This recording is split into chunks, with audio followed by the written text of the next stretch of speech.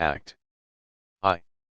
A fine October morning in the northeast suburbs of London, a vast district many miles away from the London of Mayfair and St. James's, much less known there than the Paris of the Rue de Rivoli and the Champs-Élysées, and much less narrow, squalid, fetid, and airless in its slums, strong in comfortable, prosperous middle-class life, wide-street, myriad populated, well served with ugly iron urinals, radical clubs, tram lines, and a perpetual stream of yellow cars, enjoying in its main thoroughfares the luxury of grass-grown front gardens, untrodden by the foot of man save as to the path from the gate to the hall door, but blighted by an intolerable monotony of miles and miles of graceless, characterless brick houses, black iron railings, stony pavements, slaty roofs, and respectably ill-dressed or disreputably poorly dressed people, quite accustomed to the place, and mostly plodding about somebody else's work, which they would not do if they themselves could help it.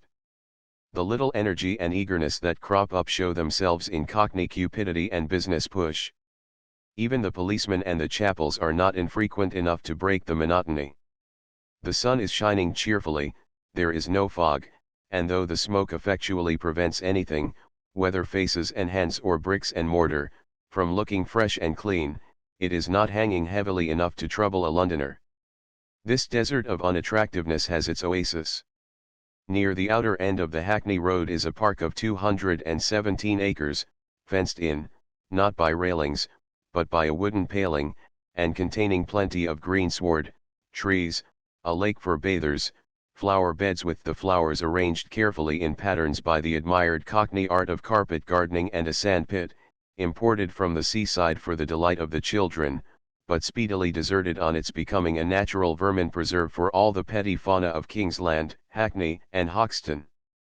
A bandstand, an unfinished forum for religious, anti-religious, and political orators, cricket pitches, a gymnasium, and an old-fashioned stone kiosk are among its attractions. Wherever the prospect is bounded by trees or rising green grounds, it is a pleasant place.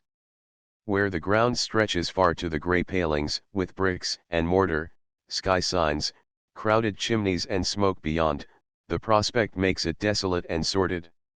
The best view of Victoria Park is from the front window of St. Dominic's parsonage, from which not a single chimney is visible. The parsonage is a semi-detached villa with a front garden and a porch. Visitors go up the flight of steps to the porch, tradespeople and members of the family go down by a door under the steps to the basement, with a breakfast room, used for all meals, in front, and the kitchen at the back. Upstairs, on the level of the hall door, is the drawing room, with its large plate glass window looking on the park. In this room, the only sitting room that can be spared from the children and the family meals, the parson, the Reverend James Mavor Morell, does his work. He is sitting in a strong round-backed revolving chair at the right-hand end of a long table, which stands across the window, so that he can cheer himself with the view of the park at his elbow. At the opposite end of the table, adjoining it, is a little table only half the width of the other, with a typewriter on it. His typist is sitting at this machine, with her back to the window. The large table is littered with pamphlets, journals, letters, nests of drawers, an office diary, postage scales, and the like. A spare chair for visitors having business with the parson is in the middle, turned to his end. Within reach of his hand is a stationery case, and a cabinet photograph in a frame. Behind him the right-hand wall, recessed above the fireplace, is fitted with bookshelves, on which an adept eye can measure the parson's divinity and casuistry by a complete set of Browning's poems and Morris's theological essays, and guess at his politics from a yellow-backed Progress and Poverty, Fabian Essays, A Dream of John Ball, Marx's Capital, and half a dozen other literary landmarks in socialism. Opposite him on the left, near the typewriter, is the door. Further down the room, opposite the fireplace, a bookcase stands on a cellaret, with a sofa near it.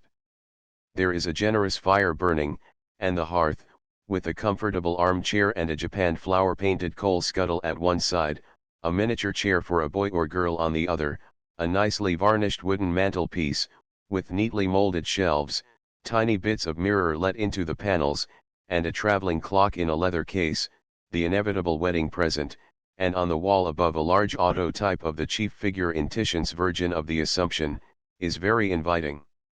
Altogether the room is the room of a good housekeeper, vanquished, as far as the table is concerned, by an untidy man, but elsewhere mistress of the situation. The furniture, in its ornamental aspect, betrays the style of the advertised drawing-room suite of the pushing suburban furniture dealer, but there is nothing useless or pretentious in the room.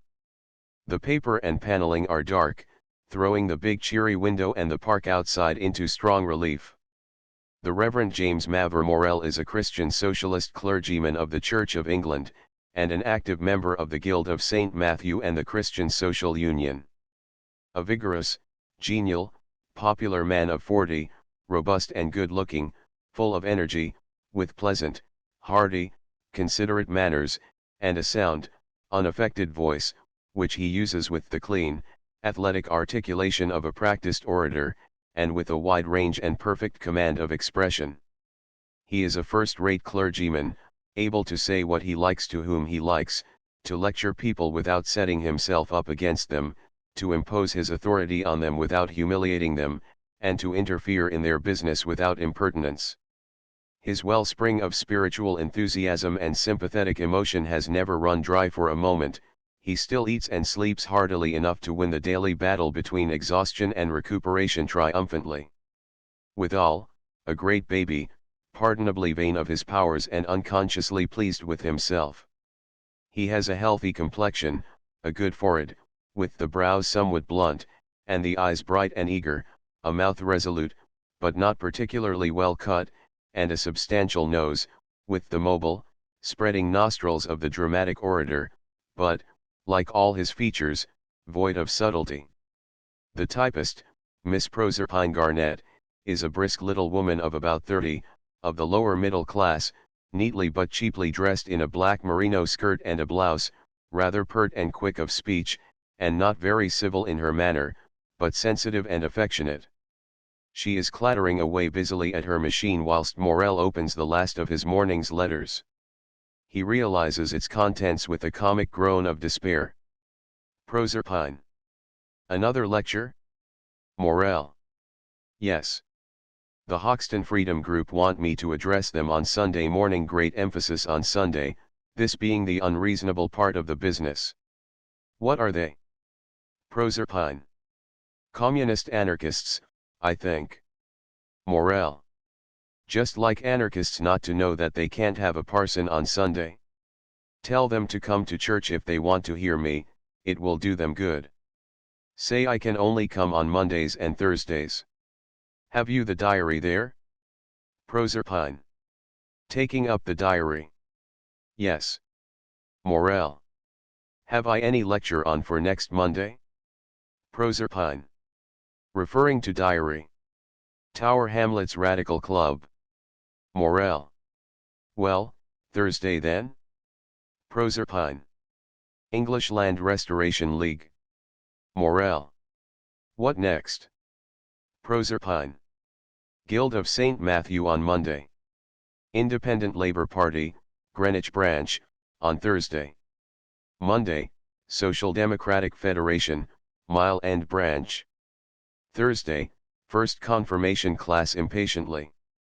Oh, I'd better tell them you can't come. They're only half a dozen ignorant and conceited costermongers without 5 shillings between them. Morel. Amused. Ah, but you see they're near relatives of mine, Miss Garnett. Proserpine. Staring at him. Relatives of yours. Morel. Yes, we have the same Father in heaven. Proserpine. Relieved.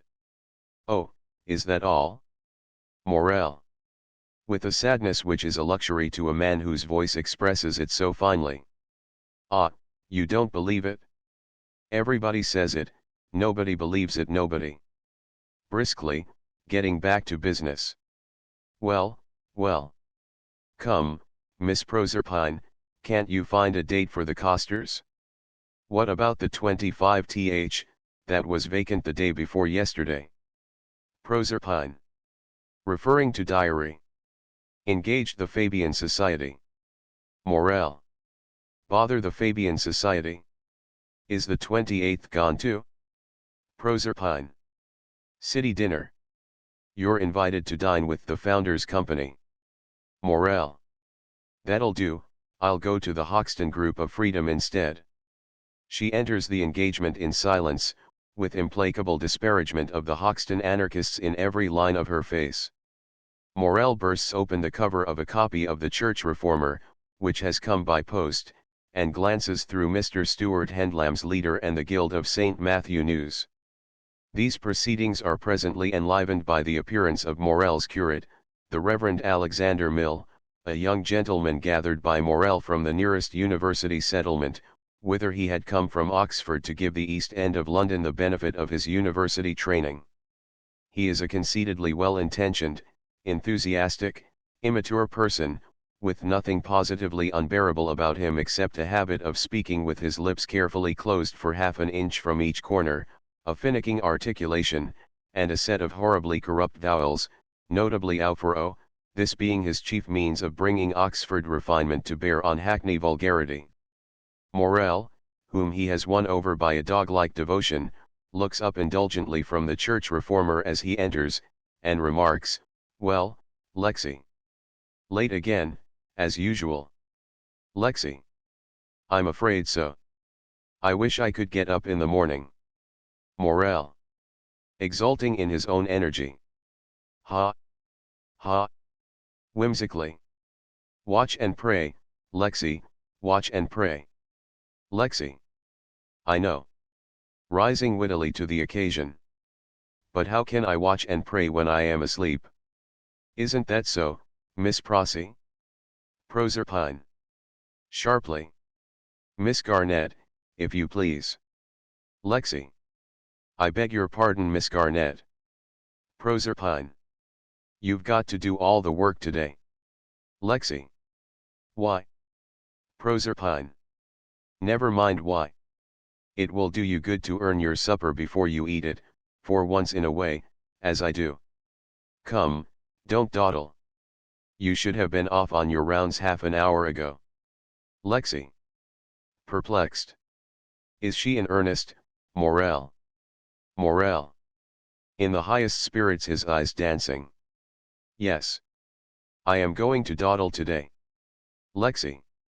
You don't know how." Morel. Heartily. "Ha!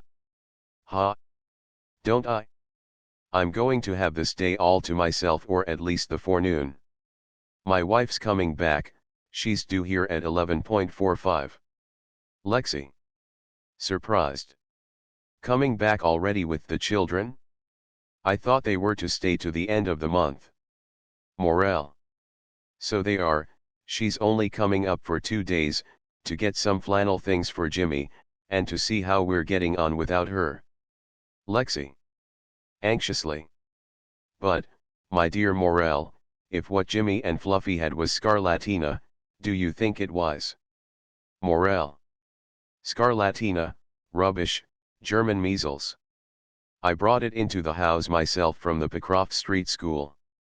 A parson is like a doctor, my boy, he must face infection as a soldier must face bullets." He rises and claps Lexi on the shoulder.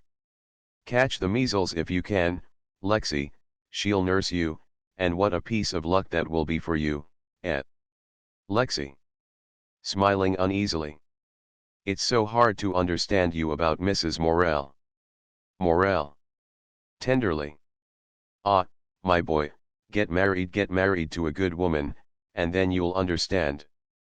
That's a foretaste of what will be best in the kingdom of heaven we are trying to establish on earth. That will cure you of dawdling. An honest man feels that he must pay heaven for every hour of happiness with a good spell of hard, unselfish work to make others happy. We have no more right to consume happiness without producing it than to consume wealth without producing it. Get a wife like my Candida, and you'll always be in arrear with your repayment." He pats Lexi affectionately on the back, and is leaving the room when Lexi calls to him. Lexi. "Oh, wait a bit, I forgot. Morel halts and turns with the doorknob in his hand. Your father-in-law is coming round to see you. Morel shuts the door again, with a complete change of manner. Morel. Surprised and not pleased. Mr. Burgess. Lexi. Yes. I passed him in the park, arguing with somebody. He gave me good day and asked me to let you know that he was coming. Morel. Half incredulous. But he hasn't called here for I may almost say for years. Are you sure, Lexi? You're not joking, are you? Lexi. Earnestly. No, sir, really. Morel. Thoughtfully. Time for him to take another look at Candida before she grows out of his knowledge. He resigns himself to the inevitable, and goes out. Lexi looks after him with beaming, foolish worship. Lexi. What a good man. What a thorough, loving soul he is. He takes Morel's place at the table, making himself very comfortable as he takes out a cigarette. Proserpine. Impatiently, pulling the letter she has been working at off the typewriter and folding it. Oh, a man ought to be able to be fond of his wife without making a fool of himself about her. Lexi. Shocked. Oh, Miss Prossy. Proserpine. Rising busily and coming to the stationery case to get an envelope, in which she encloses the letter as she speaks. Candida here, and Candida there, and Candida everywhere. She licks the envelope. It's enough to drive anyone out of their senses thumping the envelope to make it stick to hear a perfectly commonplace woman raved about in that absurd manner merely because she's got good hair, and a tolerable figure. Lexi. With reproachful gravity. I think her extremely beautiful, Miss Garnett. He takes the photograph up, looks at it, and adds, with even greater impressiveness, extremely beautiful. How fine her eyes are. Proserpine. Her eyes are not a bit better than mine now. He puts down the photograph and stares austerely at her. And you know very well that you think me dowdy and second-rate enough. Lexi. Rising majestically. Heaven forbid that I should think of any of God's creatures in such a way. He moves stiffly away from her across the room to the neighborhood of the bookcase. Proserpine. Thank you. That's very nice and comforting. Lexi. Saddened by her depravity. I had no idea you had any feeling against Mrs. Morel. Proserpine. Indignantly. I have no feeling against her. She's very nice, very good-hearted, I'm very fond of her and can appreciate her real qualities far better than any man can. He shakes his head sadly and turns to the bookcase, looking along the shelves for a volume. She follows him with intense pepperiness. You don't believe me? He turns and faces her. She pounces at him with spitfire energy. You think I'm jealous? Oh, what a profound knowledge of the human heart you have, Mr. Lexi Mill. How well you know the weaknesses of woman, don't you? It must be so nice to be a man and have a fine penetrating intellect instead of mere emotions like us, and to know that the reason we don't share your amorous delusions is that we're all jealous of one another. She abandons him with a toss of her shoulders, and crosses to the fire to warm her hands. Lexi. Ah, if you women only had the same clue to man's strength that you have to his weakness, Miss Prossy, there would be no woman question. Proserpine. Over her shoulder, as she stoops, holding her hands to the blaze. Where did you hear Morel say that? You didn't invent it yourself, you're not clever enough. Lexi. That's quite true. I am not ashamed of owing him that, as I owe him so many other spiritual truths. He said it at the annual conference of the Women's Liberal Federation. Allow me to add that though they didn't appreciate it, I, a mere man, did. He turns to the bookcase again, hoping that this may leave her crushed. Proserpine. Putting her hair straight at the little panel of mirror in the mantelpiece. Well, when you talk to me, give me your own ideas, such as they are, and not his. You never cut a poorer figure than when you are trying to imitate him. Lexi. Stung. I try to follow his example, not to imitate him. Proserpine. Coming at him again on her way back to her work. Yes, you do, you imitate him. Why do you tuck your umbrella under your left arm instead of carrying it in your hand like anyone else? Why do you walk with your chin stuck out before you, hurrying along with that eager look in your eyes, you, who never get up before 9:30 in the morning? Why do you say knowledge in church, though you always say knowledge in private conversation? Bah! Do you think I don't know? She goes back to the typewriter. Here, come and set about your work, we've wasted enough time for one morning. Here's a copy of the diary for today. She hands him a memorandum. Lexi. Deeply offended. Thank you. He takes it and stands at the table with his back to her, reading it. She begins to transcribe her shorthand notes on the typewriter without troubling herself about his feelings. Mr. Burgess enters unannounced. He is a man of 60, made coarse and sordid by the compulsory selfishness of petty commerce, and later on softened into sluggish bumptiousness by overfeeding and commercial success. A vulgar, ignorant, guzzling man, offensive and contemptuous to people whose labor is cheap, respectful to wealth and rank, and quite sincere and without rancor or envy in both attitudes. Finding him without talent, the world has offered him no decently paid work except ignoble work, and he has become in consequence, somewhat hoggish. But he has no suspicion of this himself, and honestly regards his commercial prosperity as the inevitable and socially wholesome triumph of the ability, industry, shrewdness, and experience in business of a man who in private is easygoing, affectionate and humorously convivial to a fault. Corporeally, he is a podgy man, with a square, clean-shaven face and a square beard under his chin, dust-colored, with a patch of gray in the center, and small watery blue eyes with a plaintively sentimental expression, which he transfers easily to his voice by his habit of pompously intoning his sentences. Burgess. Stopping on the threshold, and looking round. They told me Mr. Morel was here. Proserpine. Rising. He's upstairs. I'll fetch him for you. Burgess. Staring boorishly at her. You're not the same young lady as used to typewrite for him.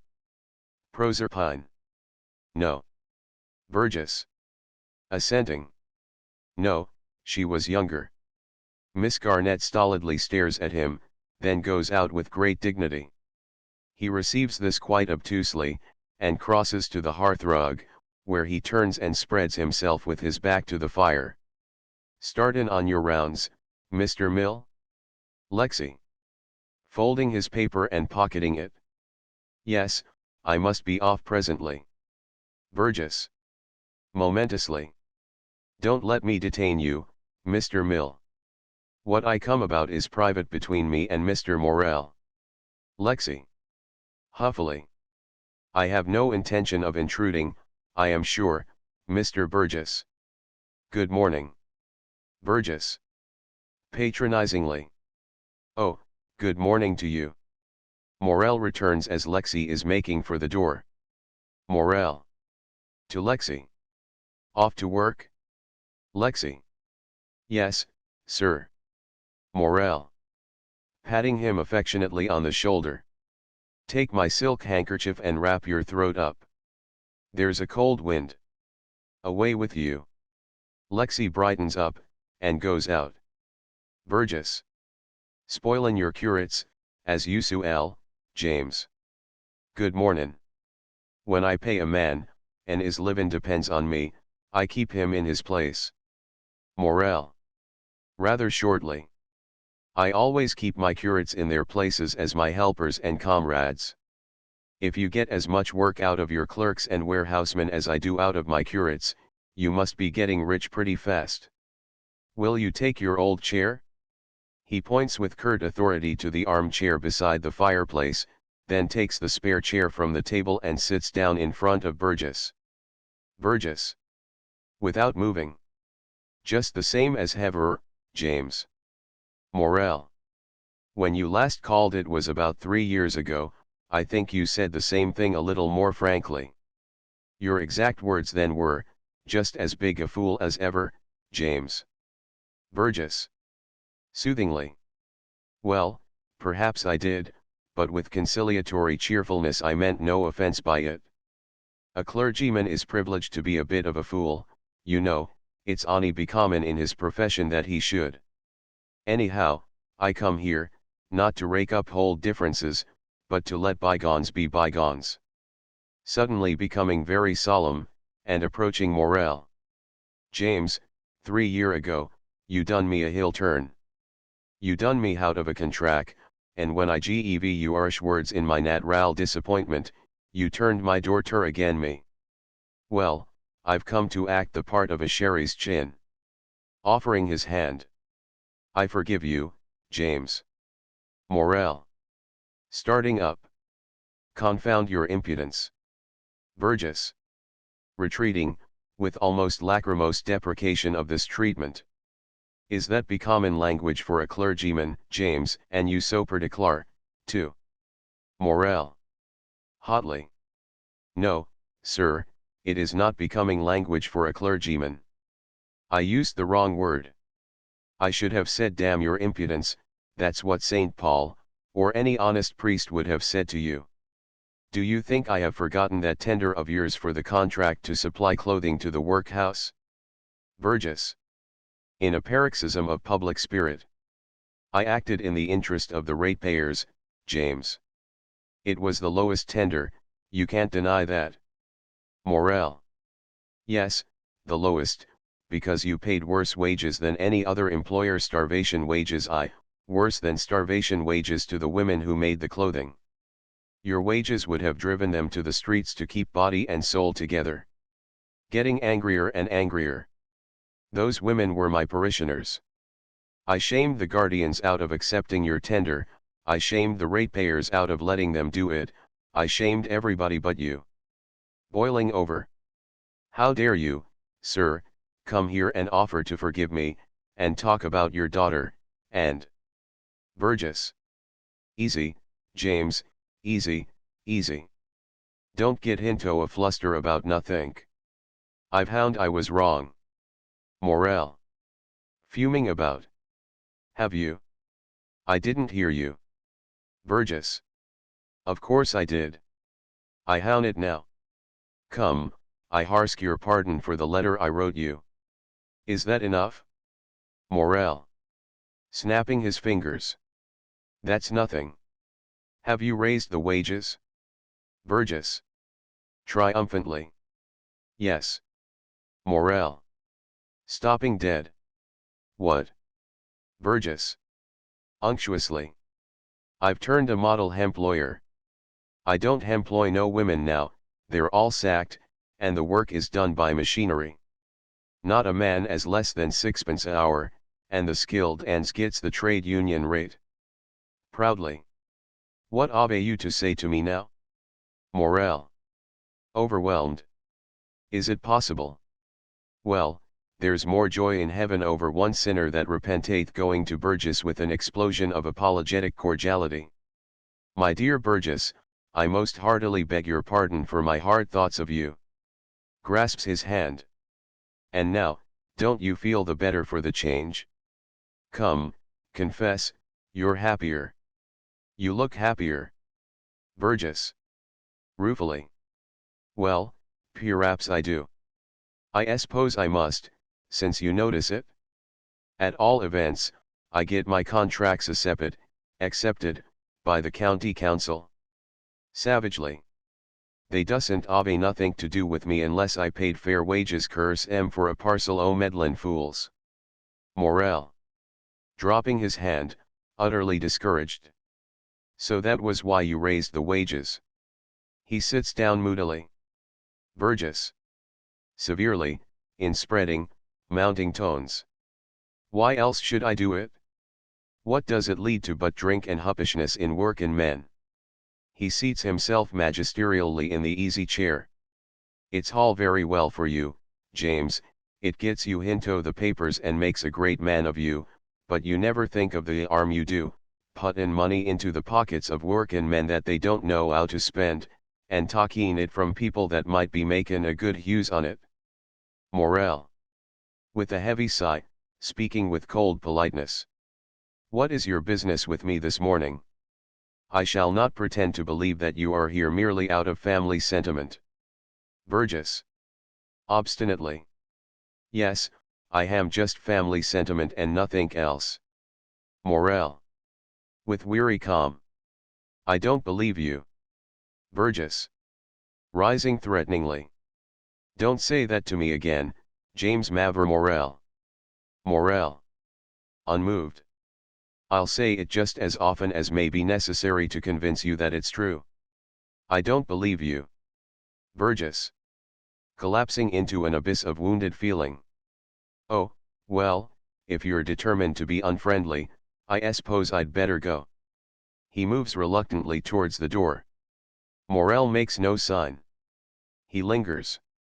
I didn't expect to find a unforgiven spirit in you, James.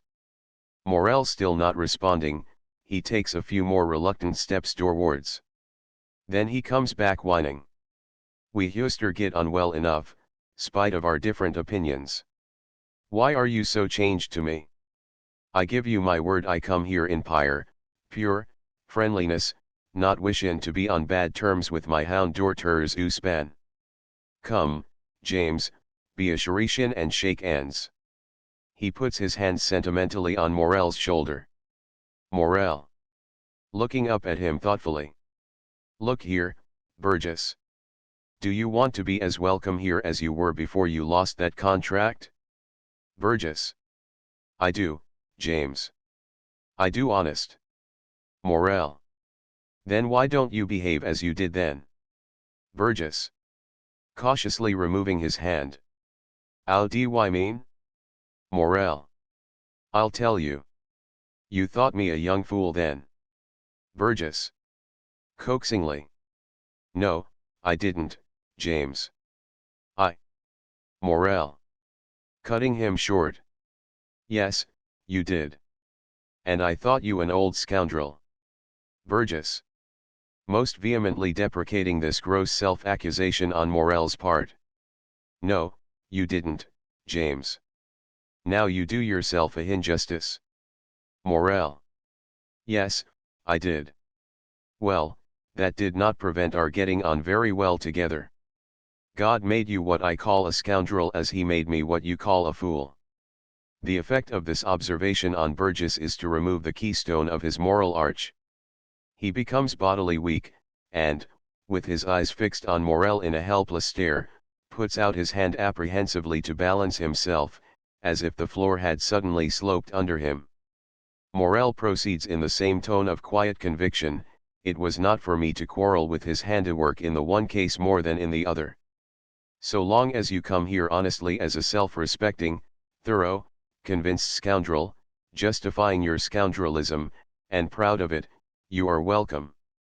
But and now Morel's tone becomes formidable, and he rises and strikes the back of the chair for greater emphasis. I won't have you here snivelling about being a model employer and a converted man when you're only an apostate with your coat turned for the sake of a county council contract. He nods at him to enforce the point, then goes to the hearthrug, where he takes up a comfortably commanding position with his back to the fire, and continues. No, I like a man to be true to himself, even in wickedness. Come now, either take your hat and go, or else sit down and give me a good scoundrelly reason for wanting to be friends with me. Burgess, whose emotions have subsided sufficiently to be expressed by a dazed grin, is relieved by this concrete proposition. He ponders it for a moment, and then, slowly and very modestly, sits down in the chair Morel has just left. That's right. Now, out with it. Burgess. Chuckling in spite of himself. Well, you are a queer bird, James, and no mistake. But almost enthusiastically one can't help liking you. Besides, as I said afore, of course one don't take all a clergyman says seriously, or the world couldn't go on. Could it now? He composes himself for graver discourse, and turning his eyes on Morel proceeds with dull seriousness. Well, I don't mind tellin' you, since it's your wish we should be free with one another, that I did think you a bit of a fool once, but I'm beginnin' to think that perhaps I was behind the times a bit. Morel. Delighted. Aha. You're finding that out at last, are you? Burgess. Portentously. Yes, times has changed more 'an I could a believed. 5 year ago, no sensible man would a thought o' talking up with your ideas. I used to wonder you was let preach at all. Why, I know a clergyman that has been kept out of his job for years by the Bishop of London, although the poor feller's not a bit more religious than you are. But today, if Henione was to offer to bet me £1,000 that you'll end by being a bishop yourself, I shouldn't venture to take the bet. You and your crew are gettin' influential, I can see that. They'll obey to give you something someday, if it's only to stop your mouth. You 'ad the right instant arter all, James, the line you took is the pay-in line in the long run for a man o' your sort. Morel. Decisively offering his hand. Shake hands, Burgess. Now you're talking honestly. I don't think they'll make me a bishop, but if they do, I'll introduce you to the biggest jobbers I can get to come to my dinner parties. Burgess. Who has risen with a sheepish grin and accepted the hand of friendship. You will obey your joke, James. Our quarrel's made up now, isn't it? A woman's voice. Say yes, James. Startled, they turn quickly and find that Candida has just come in, and is looking at them with an amused maternal indulgence which is her characteristic expression. She is a woman of 33, well-built, well-nourished, likely, one guesses, to become matronly later on, but now quite at her best, with the double charm of youth and motherhood. Her ways are those of a woman who has found that she can always manage people by engaging their affection, and who does so frankly and instinctively without the smallest scruple.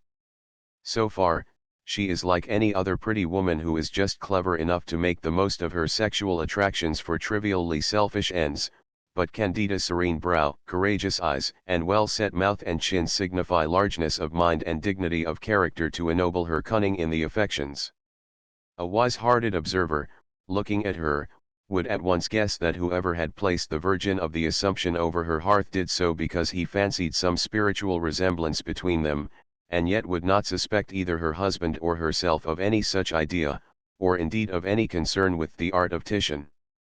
Just now she is in bonnet and mantle, laden with a strapped rug with her umbrella stuck through it, a handbag, and a supply of illustrated papers.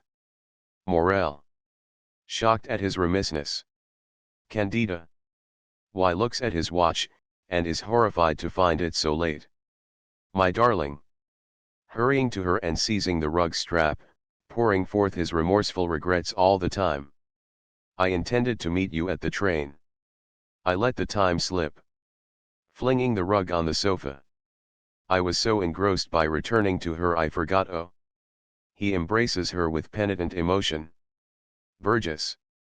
A little shamefaced and doubtful of his reception. How ours you, Candy? She, still in Morel's arms, offers him her cheek, which he kisses. James and me is come to a understandin', a honorable understandin'. And we, James. Morel. Impetuously. Oh, bother your understanding. You've kept me late for Candida. With compassionate fervor. My poor love, how did you manage about the luggage, how? Candida. Stopping him and disengaging herself. There, there, there. I wasn't alone. Eugene came down yesterday, and we traveled up together. Morel. Pleased. Eugene. Candida. Yes, he's struggling with my luggage, poor boy. Go out, dear, at once, or he will pay for the cab, and I don't want that. Morel hurries out. Candida puts down her handbag, then takes off her mantle and bonnet and puts them on the sofa with the rug, chatting meanwhile. Well, Papa, how are you getting on at home? Burgess. The ooze ain't worth livin' in since you left it, Candy. I wish you'd come round and give the girl a talkin' to. Who's this Eugene that's come with you? Candida. Oh, Eugene's one of James's discoveries. He found him sleeping on the embankment last June. Haven't you noticed our new picture? Pointing to the Virgin. He gave us that. Burgess. Incredulously. Garn. Do you mean to tell me your hound father, that cab touts or such like, orf the embankment, buys pictures like that? Severely. Don't deceive me, Candy, it's a church picture, and James chose it hisself. Candida. Guess again. Eugene isn't a cab tout. Burgess. Then what is he? Sarcastically. A nobleman, I suppose. Candida. Delighted nodding. Yes. His uncles appear a real live earl. Burgess. Not daring to believe such good news. No. Candida. Yes. He had a 7-day bill for £55 in his pocket when James found him on the embankment. He thought he couldn't get any money for it until the 7 days were up, and he was too shy to ask for credit. Oh, he's a dear boy. We are very fond of him. Burgess. Pretending to belittle the aristocracy, but with his eyes gleaming. I thought you wouldn't get a Piers, Nevy visitin' in Victoria Park unless he were a bit of a flat. Looking again at the picture. Of course I don't hold with that picture, Candy, but still it's a high-class, first-rate work of art, I can see that. Be sure you introduce me to him, Candy. He looks at his watch anxiously. I can only stay about 2 minutes. Morel comes back with Eugene, whom Burgess contemplates moist-eyed with enthusiasm.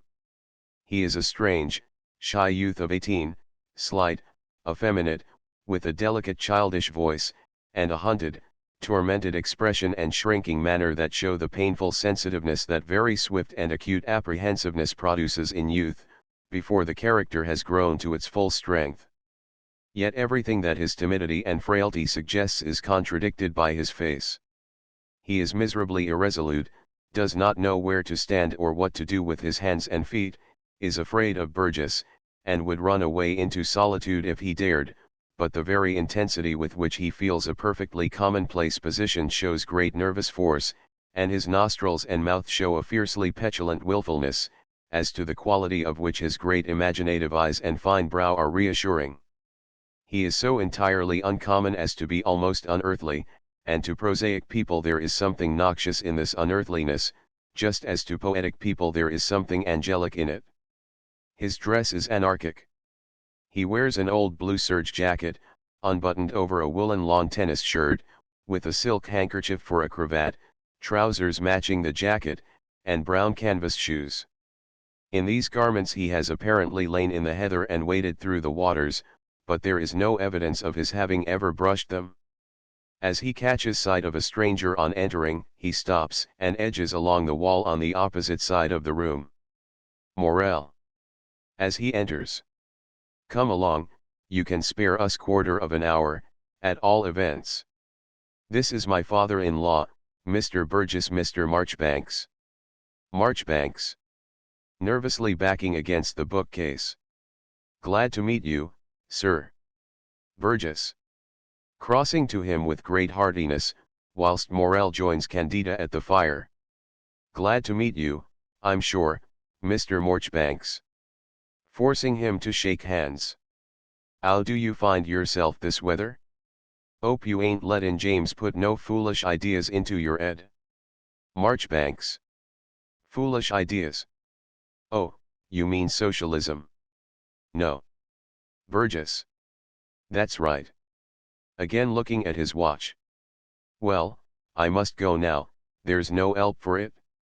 You're not comin' my way, are you, Mr. Marchbanks? Marchbanks. Which way is that? Burgess. Victoria Pork Station. There's a city train at 12.25. Morel. Nonsense. Eugene will stay to lunch with us, I expect. Marchbanks. Anxiously excusing himself. No I. Burgess. Well, well, I shan't press you, I bet you'd rather lunch with Candy. Some night, I 'ope, you'll come and dine with me at my club, the Freeman Founders in Norton Folgate. Come, say you will. Marchbanks. Thank you, Mr. Burgess. Where is Norton Folgate? Down in Surrey, isn't it? Burgess, inexpressibly tickled, begins to splutter with laughter. Candida. Coming to the rescue. You'll lose your train, Papa, if you don't go at once. Come back in the afternoon and tell Mr. Marchbanks where to find the club. Burgess. Roaring with glee. Down in Surrey, har, har. That's not a bad one. Well, I never met a man as didn't know Norton Folgate before. Abashed at his own noisiness. Goodbye, Mr. Marchbanks, I know you're too bred to take my pleasantry in bad part. He again offers his hand. Marchbanks. Taking it with a nervous jerk. Not at all. Burgess. Bye, Candy. I'll look in again later on. So long, James. Morel. Must you go? Burgess.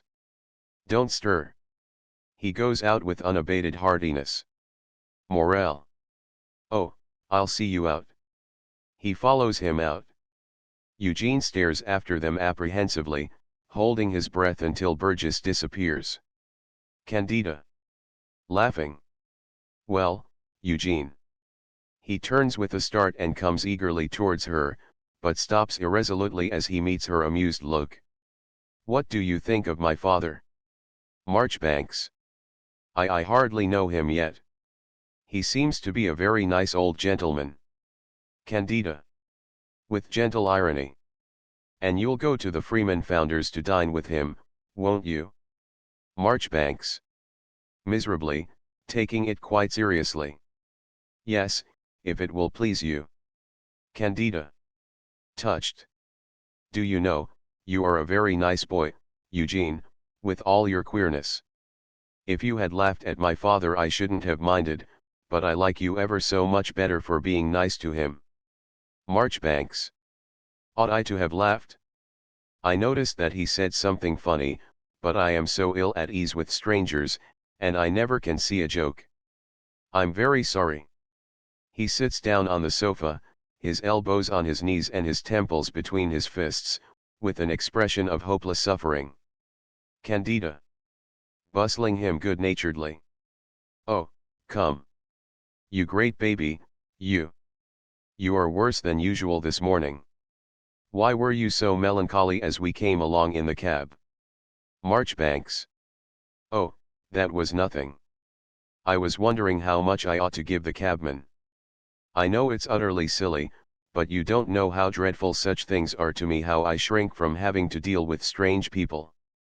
Quickly and reassuringly. But it's all right.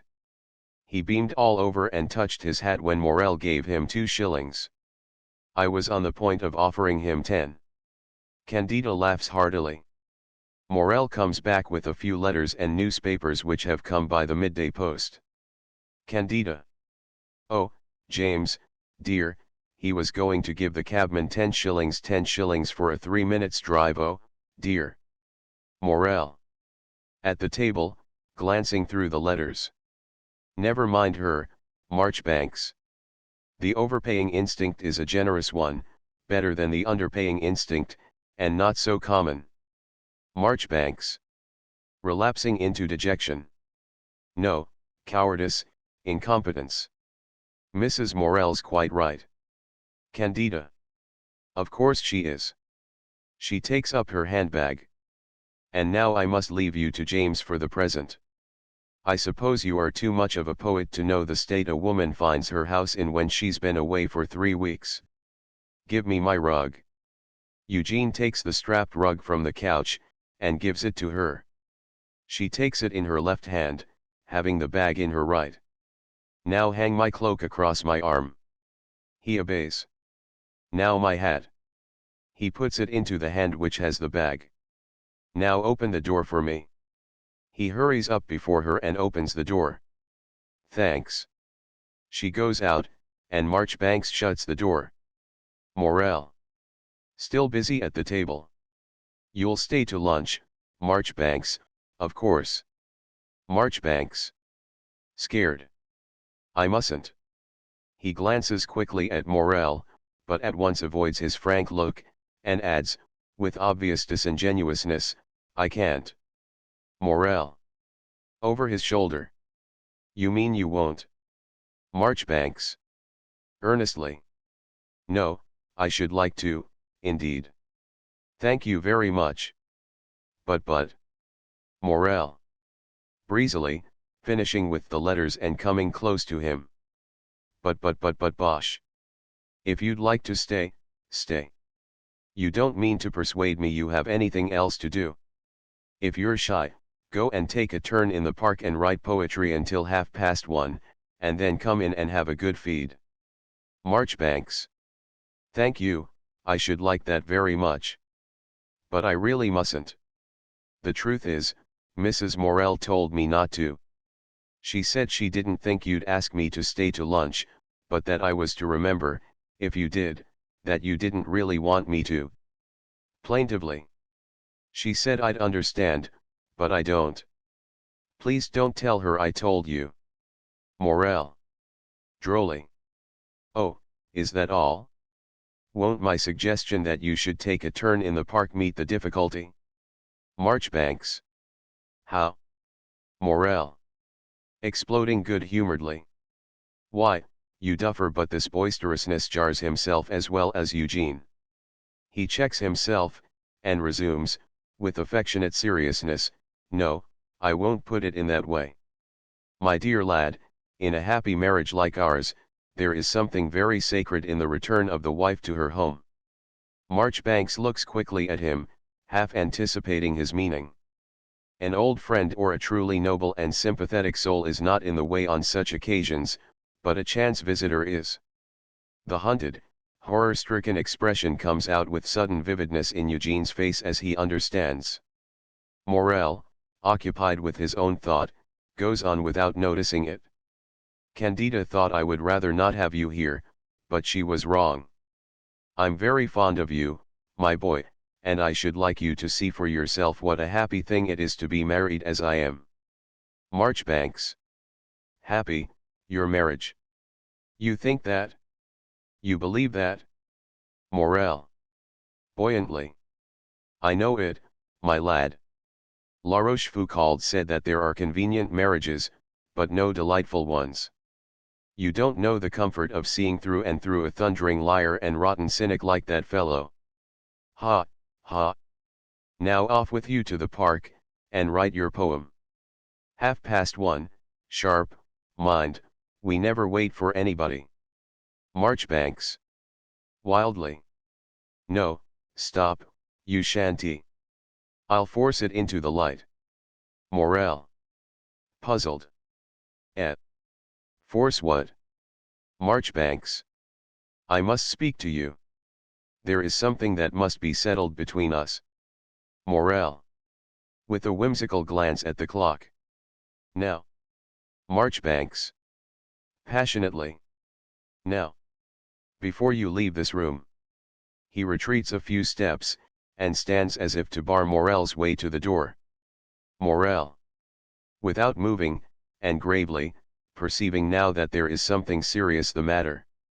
I'm not going to leave it, my dear boy, I thought you were. Eugene, baffled by his firm tone, turns his back on him, writhing with anger. Morel goes to him and puts his hand on his shoulder strongly and kindly, disregarding his attempt to shake it off. Come, sit down quietly, and tell me what it is. And remember, we are friends, and need not fear that either of us will be anything but patient and kind to the other, whatever we may have to say. Marchbanks. Twisting himself round on him. Oh, I am not forgetting myself, I am only covering his face desperately with his hands full of horror. Then, dropping his hands, and thrusting his face forward fiercely at Morel, he goes on threateningly. You shall see whether this is a time for patience and kindness. Morel, firm as a rock, looks indulgently at him. Don't look at me in that self-complacent way. You think yourself stronger than I am, but I shall stagger you if you have a heart in your breast. Morel. Powerfully confident. Stagger me, my boy. Out with it. Marchbanks. First. Morel. First. Marchbanks. I love your wife. Morel recoils, and, after staring at him for a moment in utter amazement, bursts into uncontrollable laughter. Eugene is taken aback, but not disconcerted, and he soon becomes indignant and contemptuous. Morel. Sitting down to have his laugh out. Why, my dear child, of course you do. Everybody loves her, they can't help it. I like it. But looking up whimsically at him I say, Eugene, do you think yours is a case to be talked about? You're under 20, she's over 30. Doesn't it look rather too like a case of calf love? Marchbanks. Vehemently. You dare say that of her? You think that way of the love she inspires? It is an insult to her. Morel. Rising, quickly, in an altered tone. To her. Eugene, take care. I have been patient. I hope to remain patient. But there are some things I won't allow. Don't force me to show you the indulgence I should show to a child. Be a man. Marchbanks. With a gesture as if sweeping something behind him. Oh, let us put aside all that cant. It horrifies me when I think of the doses of it she has had to endure in all the weary years during which you have selfishly and blindly sacrificed her to minister to your self-sufficiency, you turning on him who have not one thought, one sense in common with her. Morel. Philosophically. She seems to bear it pretty well. Looking him straight in the face. Eugene, my boy, you are making a fool of yourself, a very great fool of yourself. There's a piece of wholesome plain speaking for you. Marchbanks. Oh, do you think I don't know all that? Do you think that the things people make fools of themselves about are any less real and true than the things they behave sensibly about? Morel's gaze wavers for the first time. He instinctively averts his face and stands listening, startled and thoughtful. They are more true, they are the only things that are true. You are very calm and sensible and moderate with me because you can see that I am a fool about your wife, just as no doubt that old man who was here just now is very wise over your socialism, because he sees that you are a fool about it. Morel's perplexity deepens markedly. Eugene follows up his advantage, plying him fiercely with questions. Does that prove you wrong? Does your complacent superiority to me prove that I am wrong? Morel. Turning on Eugene, who stands his ground. Marchbanks, some devil is putting these words into your mouth. It is easy, terribly easy, to shake a man's faith in himself. To take advantage of that to break a man's spirit is devil's work. Take care of what you are doing. Take care. Marchbanks. Ruthlessly. I know. I'm doing it on purpose. I told you I should stagger you. They confront one another threateningly for a moment. Then Morel recovers his dignity. Morel. With noble tenderness. Eugene, listen to me. Some day, I hope and trust, you will be a happy man like me. Eugene chafes intolerantly, repudiating the worth of his happiness. Morel, deeply insulted, controls himself with fine forbearance, and continues steadily, with great artistic beauty of delivery, you will be married, and you will be working with all your might and valor to make every spot on earth as happy as your own home. You will be one of the makers of the kingdom of heaven on earth, and who knows, you may be a pioneer and master builder where I am only a humble journeyman, for don't think, my boy, that I cannot see in you, young as you are, promise of higher powers than I can ever pretend to. I well know that it is in the poet that the Holy Spirit of man, the God within him, is most godlike. It should make you tremble to think of that, to think that the heavy burden and great gift of a poet may be laid upon you. Marchbanks. Unimpressed and remorseless, his boyish crudity of assertion telling sharply against Morel's oratory. It does not make me tremble. It is the want of it in others that makes me tremble. Morel. Redoubling his force of style under the stimulus of his genuine feeling and Eugene's obduracy. Then help to kindle it in them, in me, not to extinguish it. In the future, when you are as happy as I am, I will be your true brother in the faith. I will help you to believe that God has given us a world that nothing but our own folly keeps from being a paradise. I will help you to believe that every stroke of your work is sowing happiness for the great harvest that all, even the humblest, shall one day reap. And last, but trust me, not least, I will help you to believe that your wife loves you and is happy in her home. We need such help, Marchbanks, we need it greatly and always. There are so many things to make us doubt, if once we let our understanding be troubled. Even at home, we sit as if in camp, encompassed by a hostile army of doubts. Will you play the traitor and let them in on me? Marchbanks. Looking round him. Is it like this for her here always? A woman, with a great soul, craving for reality, truth, freedom, and being fed on metaphors, sermons, stale perorations, mere rhetoric. Do you think a woman's soul can live on your talent for preaching? Morel. Stung. Marchbanks, you make it hard for me to control myself. My talent is like yours insofar as it has any real worth at all. It is the gift of finding words for divine truth. Marchbanks. Impetuously. It's the gift of the gab, nothing more and nothing less. What has your knack of fine talking to do with the truth, any more than playing the organ has?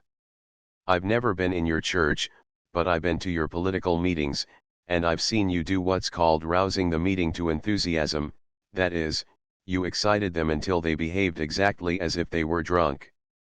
And their wives looked on and saw clearly enough what fools they were. Oh, it's an old story, you'll find it in the Bible. I imagine King David, in his fits of enthusiasm, was very like you. Stabbing him with the words. But his wife despised him in her heart. Morel. Wrathfully. Leave my house. Do you hear? He advances on him threateningly.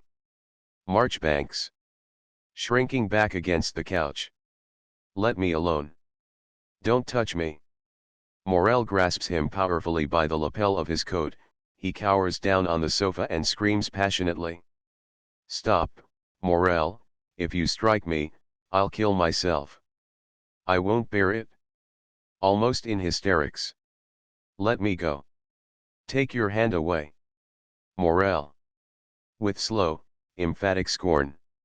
You little snivelling, cowardly whelp. Releasing him. Go, before you frighten yourself into a fit. Marchbanks. On the sofa, gasping, but relieved by the withdrawal of Morel's hand. I'm not afraid of you, it's you who are afraid of me. Morel. Quietly, as he stands over him. It looks like it, doesn't it? Marchbanks. With petulant vehemence. Yes, it does. Morel turns away contemptuously. Eugene scrambles to his feet and follows him. You think because I shrink from being brutally handled, because with tears in his voice I can do nothing but cry with rage when I am met with violence, because I can't lift a heavy trunk down from the top of a cab like you, because I can't fight you for your wife as a navvy would, all that makes you think that I'm afraid of you. But you're wrong. If I haven't got what you call British pluck, I haven't British cowardice either.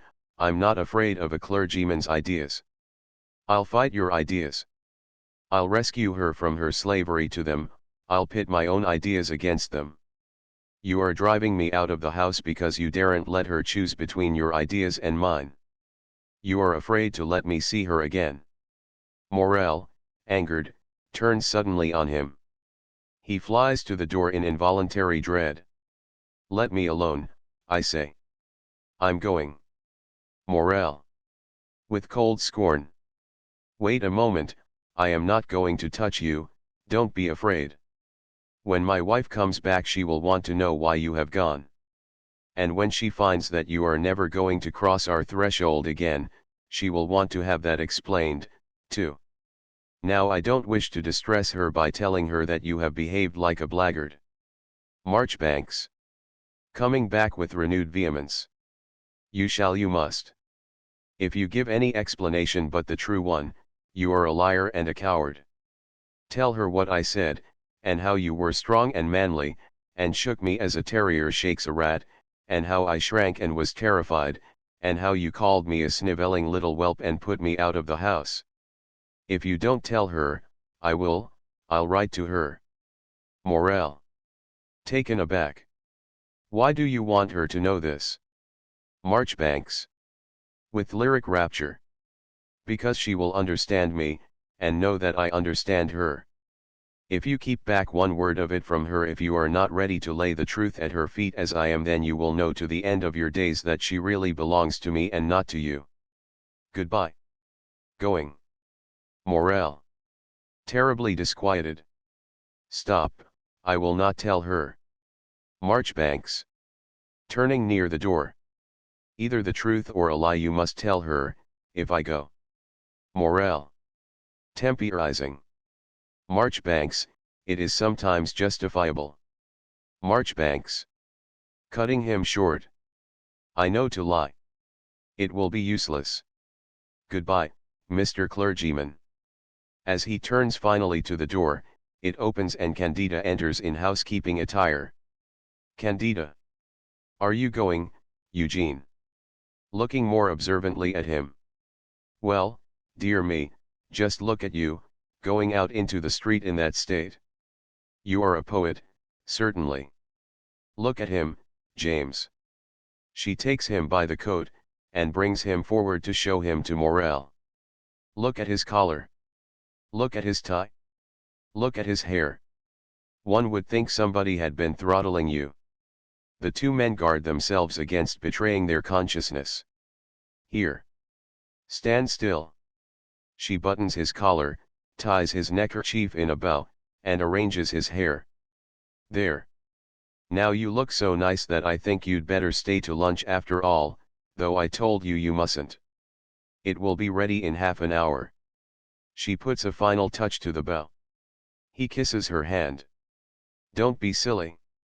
Marchbanks. I want to stay, of course, unless the reverend gentleman, your husband, has anything to advance to the contrary. Candida. Shall he stay, James, if he promises to be a good boy and to help me to lay the table? Marchbanks turns his head and looks steadfastly at Morel over his shoulder, challenging his answer. Morel. Shortly. Oh, yes, certainly, he had better. He goes to the table and pretends to busy himself with his papers there. Marchbanks. Offering his arm to Candida. Come and lay the table. She takes it and they go to the door together. As they go out he adds, I am the happiest of men. Morel. So was I an hour ago. Act 2. The same day. The same room. Late in the afternoon. The spare chair for visitors has been replaced at the table, which is, if possible, more untidy than before. Marchbanks, alone and idle, is trying to find out how the typewriter works. Hearing someone at the door, he steals guiltily away to the window and pretends to be absorbed in the view. Miss Garnett, carrying the notebook in which she takes down Morel's letters in shorthand from his dictation, sits down at the typewriter and sets to work transcribing them, much too busy to notice Eugene. Unfortunately, the first key she strikes sticks. Proserpine. Bother. You've been meddling with my typewriter, Mr. Marchbanks, and there's not the least use in your trying to look as if you hadn't. Marchbanks. Timidly. I'm very sorry, Miss Garnett. I only tried to make it right. Proserpine. Well, you've made this key stick. Marchbanks. Earnestly. I assure you I didn't touch the keys. I didn't, indeed. I only turned a little wheel. He points irresolutely at the tension wheel. Proserpine. Oh, now I understand. She sets the machine to rights, talking volubly all the time. I suppose you thought it was a sort of barrel organ. Nothing to do but turn the handle, and it would write a beautiful love letter for you straight off, eh? Marchbanks. Seriously. I suppose a machine could be made to write love letters. They're all the same, aren't they? Proserpine. Somewhat indignantly, any such discussion, except by way of pleasantry, being outside her code of manners. How do I know? Why do you ask me? Marchbanks. I beg your pardon. I thought clever people who can do business and write letters, and that sort of thing always had love affairs. Proserpine.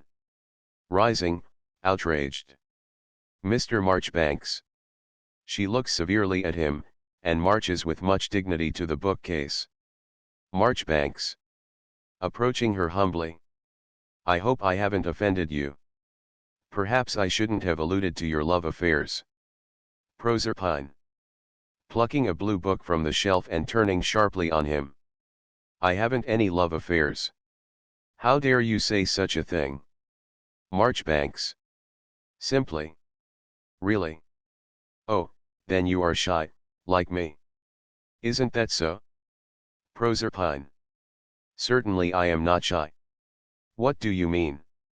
Marchbanks. Secretly. You must be, that is the reason there are so few love affairs in the world. We all go about longing for love, it is the first need of our natures, the loudest cry of our hearts, but we dare not utter our longing, we are too shy. Very earnestly. Oh, Miss Garnett, what would you not give to be without fear, without shame? Proserpine. Scandalized. Well, upon my word. Marchbanks. With petulant impatience. Ah, don't say those stupid things to me, they don't deceive me, what use are they? Why are you afraid to be your real self with me? I am just like you. Proserpine. Like me. Pray, are you flattering me or flattering yourself? I don't feel quite sure which. She turns to go back to the typewriter. Marchbanks. Stopping her mysteriously. Hush. I go about in search of love, and I find it in unmeasured stores in the bosoms of others. But when I try to ask for it, this horrible shyness strangles me, and I stand dumb, or worse than dumb, saying meaningless things, foolish lies. And I see the affection I am longing for given to dogs and cats and pet birds, because they come and ask for it. Almost whispering. It must be asked for, it is like a ghost, it cannot speak unless it is first spoken to. At his normal pitch, but with deep melancholy. All the love in the world is longing to speak, only it dare not, because it is shy, shy, shy. That is the world's tragedy. With a deep sigh he sits in the spare chair and buries his face in his hands. Proserpine. Amazed, but keeping her wits about her, her point of honor in encounters with strange young men. Wicked people get over that shyness occasionally, don't they?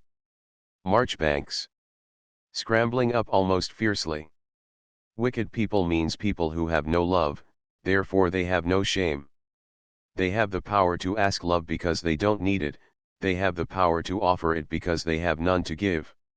He collapses into his seat, and adds, mournfully, but we, who have love, and long to mingle it with the love of others, we cannot utter a word. Timidly. You find that, don't you? Proserpine. Look here, if you don't stop talking like this, I'll leave the room, Mr. Marchbanks, I really will. It's not proper. She resumes her seat at the typewriter, opening the blue book and preparing to copy a passage from it. Marchbanks. Hopelessly. Nothing that's worth saying is proper. He rises, and wanders about the room in his lost way, saying, I can't understand you, Miss Garnett. What am I to talk about? Proserpine. Snubbing him. Talk about indifferent things, talk about the weather. Marchbanks. Would you stand and talk about indifferent things if a child were by, crying bitterly with hunger? Proserpine. I suppose not. Marchbanks.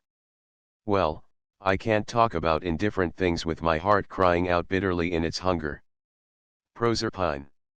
Then hold your tongue. Marchbanks. Yes, that is what it always comes to. We hold our tongues. Does that stop the cry of your heart, for it does cry, doesn't it? It must, if you have a heart. Proserpine. Suddenly rising with her hand pressed on her heart. Oh, it's no use trying to work while you talk like that. She leaves her little table and sits on the sofa. Her feelings are evidently strongly worked on. It's no business of yours, whether my heart cries or not, but I have a mind to tell you, for all that. Marchbanks. You needn't. I know already that it must. Proserpine. But mind, if you ever say I said so, I'll deny it. Marchbanks. Compassionately. Yes, I know. And so you haven't the courage to tell him. Proserpine. Bouncing up. Him. Who? Marchbanks. Whoever he is. The man you love. It might be anybody. The curate, Mr. Mill, perhaps. Proserpine. With disdain. Mr. Mill. A fine man to break my heart about, indeed. I'd rather have you than Mr. Mill. Marchbanks. Recoiling. No, really I'm very sorry, but you mustn't think of that. Proserpine. Testily, crossing to the fire and standing at it with her back to him. Oh, don't be frightened, it's not you. It's not any one particular person. Marchbanks. I know. You feel that you could love anybody that offered. Proserpine. Exasperated. Anybody that offered? No, I do not. What do you take me for? Marchbanks. Discouraged. No use. You won't make me real answers, only those things that everybody says. He strays to the sofa and sits down disconsolately. Proserpine. Nettled at what she takes to be a disparagement of her manners by an aristocrat. Oh, well, if you want original conversation, you'd better go and talk to yourself. Marchbanks. That is what all poets do, they talk to themselves out loud, and the world overhears them. But it's horribly lonely not to hear someone else talk sometimes. Proserpine. Wait until Mr. Morel comes. He'll talk to you. Marchbanks shudders. Oh, you needn't make wry faces over him, he can talk better than you. With temper. He'd talk your little head off. She is going back angrily to her place, when, suddenly enlightened, he springs up and stops her. Marchbanks. Ah, I understand now. Proserpine. Reddening. What do you understand? Marchbanks. Your secret. Tell me, is it really and truly possible for a woman to love him? Proserpine. As if this were beyond all bounds. Well. Marchbanks. Passionately. No, answer me. I want to know, I must know. I can't understand it. I can see nothing in him but words, pious resolutions, what people call goodness. You can't love that. Proserpine. Attempting to snub him by an air of cool propriety. I simply don't know what you're talking about. I don't understand you. Marchbanks. Vehemently. You do. You lie. Proserpine. Oh. Marchbanks. You do understand, and you know. Determined to have an answer. Is it possible for a woman to love him? Proserpine. Looking him straight in the face. Yes. He covers his face with his hands. Whatever is the matter with you? He takes down his hands and looks at her. Frightened at the tragic mask presented to her, she hurries past him at the utmost possible distance, keeping her eyes on his face until he turns from her and goes to the child's chair beside the hearth, where he sits in the deepest dejection. As she approaches the door, it opens and Burgess enters. On seeing him, she ejaculates, "Praise heaven, here's somebody," and sits down, reassured, at her table. She puts a fresh sheet of paper into the typewriter as Burgess crosses to Eugene. Burgess, bent on taking care of the distinguished visitor. "Well, so this is the way they leave you to yourself, Mr. Marchbanks. I've come to keep you company." Marchbanks looks up at him in consternation, which is quite lost on him. James is receiving a deputation in the dinin' room, and Candy is hupstairs educatin' of a young Stitcher girl she's interested in. She's settin' there learnin' her to read out of the FNLY twins. Condolingly, "You must find it lonesome here with no one but the typist to talk to." He pulls round the easy chair above fire, and sits down. Proserpine, highly incensed. "He'll be all right now that he has the advantage of your polished conversation, that's one comfort, anyhow." She begins to typewrite with clattering asperity. Burgess, amazed at her audacity. "I was not addressin' myself to you, young woman, that I'm aware of." Proserpine, tartly, to Marchbanks, "Did you ever see worse manners, Mr. Marchbanks?" Burgess, with pompous severity, "Mr. Marchbanks is a gentleman and knows his place, which is more than some people do." Proserpine, fretfully, "It's well you and I are not ladies and gentlemen. I'd talk to you pretty straight if Mr. Marchbanks wasn't here." She pulls the letter out of the machine so crossly that it tears. "There, now I've spoiled this letter, have to be done all over again.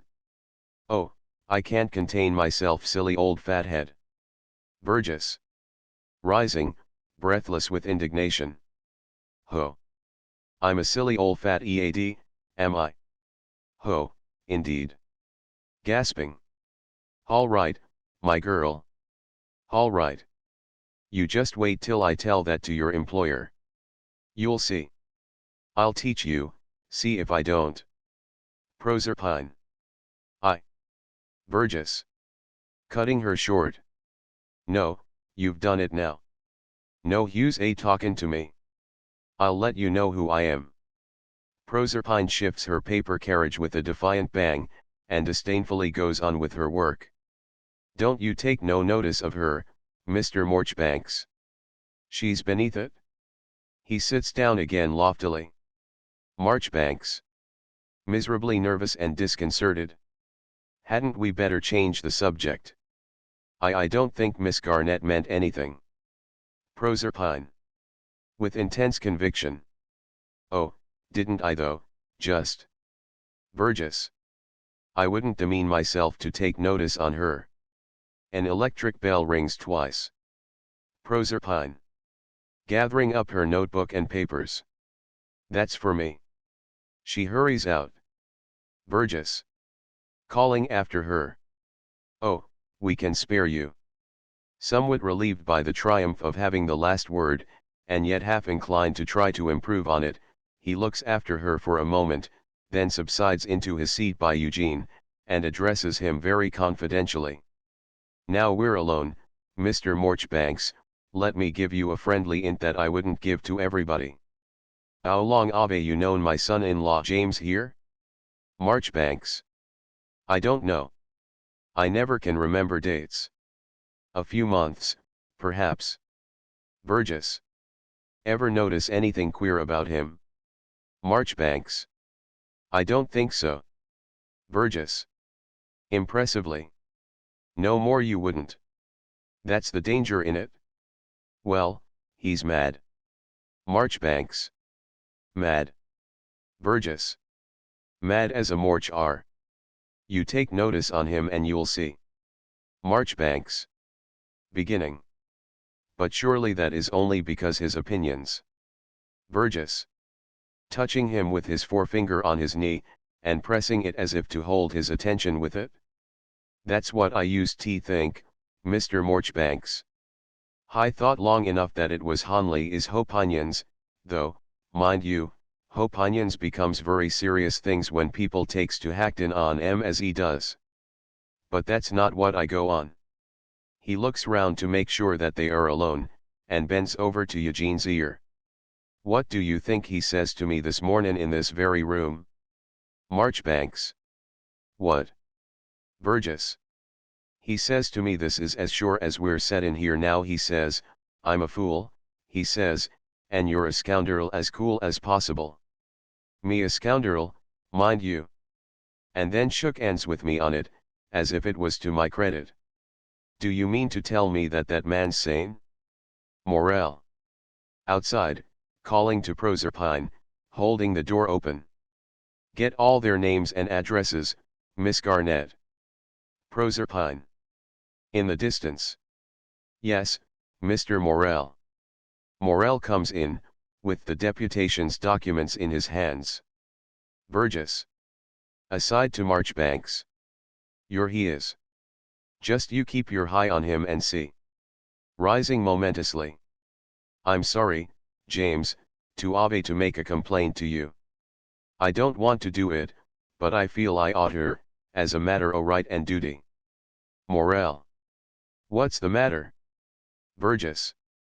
Mr. Marchbanks will bear me out, he was a witness. Very solemnly. Your young woman so far forgot herself as to call me a silly old fat ead. Morel. Delighted with tremendous heartiness. Oh, now, isn't that exactly like Prosy? She's so frank, she can't contain herself. Poor Prosy. Ha! Ha! Burgess. Trembling with rage. And do you expect me to put up with it from the like of Er? Morel. Pooh, nonsense. You can't take any notice of it? Never mind. He goes to the cellarette and puts the papers into one of the drawers. Burgess. Oh, I don't mind. I'm above it. But is it right? That's what I want to know.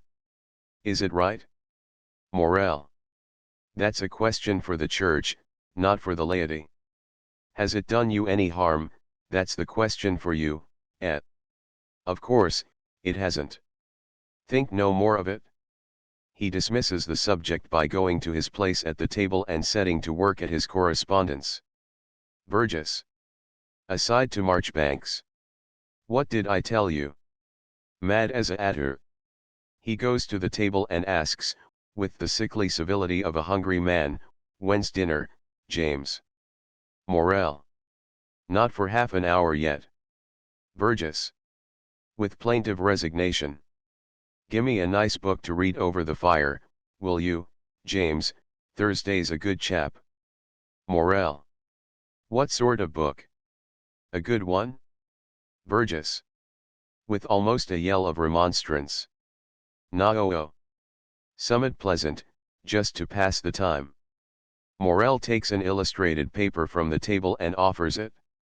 He accepts it humbly. Thank yer, James. He goes back to his easy chair at the fire, and sits there at his ease, reading. Morel. As he writes. Candida will come to entertain you presently. She has got rid of her pupil. She is filling the lamps. Marchbanks. Starting up in the wildest consternation. But that will soil her hands. I can't bear that, Morel, it's a shame. I'll go and fill them. He makes for the door. Morel. You'd better not. Marchbanks stops irresolutely. She'd only set you to clean my boots, to save me the trouble of doing it myself in the morning. Burgess. With grave disapproval. Don't you keep a servant now, James? Morel. Yes, but she isn't a slave, and the house looks as if I kept 3. That means that everyone has to lend a hand. It's not a bad plan. Prosy and I can talk business after breakfast whilst we're washing up. Washing up's no trouble when there are 2 people to do it. Marchbanks. Tormentedly. Do you think every woman is as coarse-grained as Miss Garnett? Burgess. Emphatically. That's quite right, Mr. Marchbanks. That's quite right. She is coarse-grained. Morel. Quietly and significantly. Marchbanks. Marchbanks. Yes. Morel. How many servants does your father keep? Marchbanks. Oh, I don't know. He comes back uneasily to the sofa, as if to get as far as possible from Morel's questioning, and sits down in great agony of mind, thinking of the paraffin. Morel. Very gravely. So many that you don't know. More aggressively. Anyhow, when there's anything coarse-grained to be done, you ring the bell and throw it on to somebody else, eh? That's one of the great facts in your existence, isn't it? Marchbanks. Oh, don't torture me. The one great fact now is that your wife's beautiful fingers are dabbling in paraffin oil, and that you are sitting here comfortably preaching about it, everlasting preaching, words, words, words. Burgess. Intensely appreciating this retort. Ha, ha. Devil a better. Radiantly. Add you there, James, straight. Candida comes in, well aproned, with a reading lamp trimmed, filled, and ready for lighting. She places it on the table near Morel, ready for use. Candida. Brushing her fingertips together with a slight twitch of her nose. If you stay with us, Eugene, I think I will hand over the lamps to you. Marchbanks. I will stay on condition that you hand over all the rough work to me. Candida. That's very gallant, but I think I should like to see how you do it first. Turning to Morel. James, you've not been looking after the house properly. Morel. What have I done or not done, my love? Candida. With serious vexation. My own particular pet scrubbing brush has been used for blackleading. A heartbreaking wail bursts from Marchbanks. Burgess looks round, amazed. Candida hurries to the sofa. What's the matter? Are you ill, Eugene? Marchbanks. No, not ill. Only horror, horror, horror. He bows his head on his hands. Burgess. Shocked. What? Got the horrors, Mr. Marchbanks? Oh, that's bad, at your age. You must leave it off gradually. Candida. Reassured. Nonsense, Papa. It's only poetic horror, isn't it, Eugene? Petting him. Burgess. Abashed. Oh, poetic horror, is it? I beg your pardon, I'm sure. He turns to the fire again, deprecating his hasty conclusion. Candida. What is it, Eugene? The scrubbing brush. He shudders. Well, there. Never mind. She sits down beside him. Wouldn't you like to present me with a nice new one, with an ivory back inlaid with mother of pearl? Marchbanks. Softly and musically, but sadly and longingly. No, not a scrubbing brush, but a boat, a tiny shallop to sail away in, far from the world, where the marble floors are washed by the rain and dried by the sun, where the south wind dusts the beautiful green and purple carpets. Or a chariot to carry us up into the sky, where the lamps are stars, and don't need to be filled with paraffin oil every day. Morel. Harshly. And where there is nothing to do but to be idle, selfish, and useless. Candida. Jared. Oh, James, how could you spoil it all? Marchbanks. Firing up. Yes, to be idle, selfish, and useless, that is to be beautiful and free and happy. Hasn't every man desired that with all his soul for the woman he loves? That's my ideal, what's yours, and that of all the dreadful people who live in these hideous rows of houses? Sermons and scrubbing brushes. With you to preach the sermon and your wife to scrub. Candida. Quaintly. He cleans the boots, Eugene. You will have to clean them tomorrow for saying that about him. Marchbanks. Oh. Don't talk about boots. Your feet should be beautiful on the mountains. Candida. My feet would not be beautiful on the Hackney Road without boots. Burgess. Scandalized. Come, Candy, don't be vulgar. Mr. Marchbanks ain't accustomed to it. You're givin' him the horrors again. I mean the poetic ones. Morel is silent. Apparently he is busy with his letters, really he is puzzling with misgiving over his new and alarming experience that the surer he is of his moral thrusts, the more swiftly and effectively Eugene parries them. To find himself beginning to fear a man whom he does not respect affects him bitterly. Miss Garnett comes in with a telegram. Proserpine. Handing the telegram to Morel. Reply paid. The boy's waiting. To Candida, coming back to her machine and sitting down. Maria is ready for you now in the kitchen, Mrs. Morel. Candida rises. The onions have come. Marchbanks. Convulsively. Onions. Candida. Yes, onions. Not even Spanish ones, nasty little red onions. You shall help me to slice them. Come along. She catches him by the wrist and runs out, pulling him after her.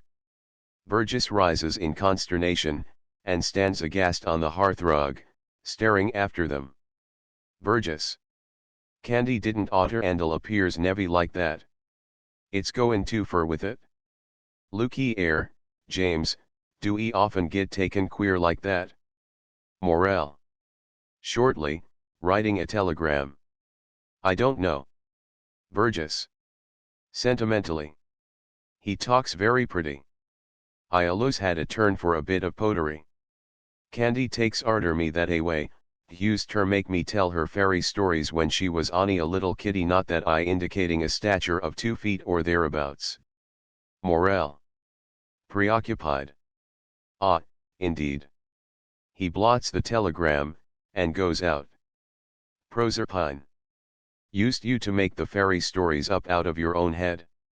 Burgess, not deigning to reply, strikes an attitude of the haughtiest disdain on the hearthrug. Proserpine. Calmly. I should never have supposed you had it in you. By the way, I'd better warn you, since you've taken such a fancy to Mr. Marchbanks. He's mad. Burgess. Mad? What? I'm too. Proserpine. Mad as a March hare. He did frighten me, I can tell you, just before you came in that time. Haven't you noticed the queer things he says? Burgess. So that's what the poetic chorus means. Blame me if it didn't come into my head once or twyst that he must be off his chump. He crosses the room to the door, lifting up his voice as he goes. Well, this is a pretty sort of asylum for a man to be in, with no one but you to take care of him. Proserpine. As he passes her. Yes, what a dreadful thing it would be if anything happened to you. Burgess. Loftily. Don't you address no remarks to me. Tell your hemployer that I've gone into the garden for a smoke. Proserpine. Mocking. Oh. Before Burgess can retort, Morel comes back. Burgess. Sentimentally. Go in for a turn in the garden to smoke, James. Morel. Brusquely. Oh, all right, all right. Burgess goes out pathetically in the character of the weary old man. Morel stands at the table, turning over his papers, and adding, across to Proserpine, half humorously, half absently, well, Miss Prossy, why have you been calling my father-in-law names? Proserpine.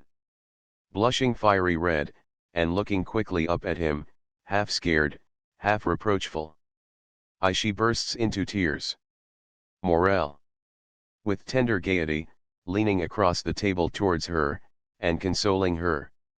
Oh, come, come, come. Never mind, Pross, he is a silly old fathead, isn't he? With an explosive sob, she makes a dash at the door, and vanishes, banging it. Morel, shaking his head resignedly, sighs, and goes wearily to his chair, where he sits down and sets to work, looking old and careworn. Candida comes in. She has finished her household work and taken of the apron. She at once notices his dejected appearance, and posts herself quietly at the spare chair, looking down at him attentively, but she says nothing. Morel. Looking up, but with his pen raised ready to resume his work. Well? Where is Eugene? Candida. Washing his hands in the scullery under the tap. He will make an excellent cook if he can only get over his dread of Maria. Morel. Shortly. Ha! No doubt. He begins writing again. Candida. Going nearer, and putting her hand down softly on his to stop him, as she says. Come here, dear. Let me look at you. He drops his pen and yields himself at her disposal. She makes him rise and brings him a little away from the table, looking at him critically all the time. Turn your face to the light. She places him facing the window. My boy is not looking well. Has he been overworking? Morel. Nothing more than usual. Candida. He looks very pale, and grey, and wrinkled, and old. His melancholy deepens, and she attacks it with wilful gaiety. Here pulling him towards the easy chair. You've done enough writing for today. Leave Prossy to finish it and come and talk to me. Morel. But. Candida. Yes, I must be talked to sometimes. She makes him sit down, and seats herself on the carpet beside his knee. Now patting his hand. You're beginning to look better already. Why don't you give up all this tiresome overworking, going out every night lecturing and talking? Of course what you say is all very true and very right, but it does no good. They don't mind what you say to them one little bit. Of course they agree with you, but what's the use of people agreeing with you if they go and do just the opposite of what you tell them the moment your back is turned? Look at our congregation at St. Dominic's.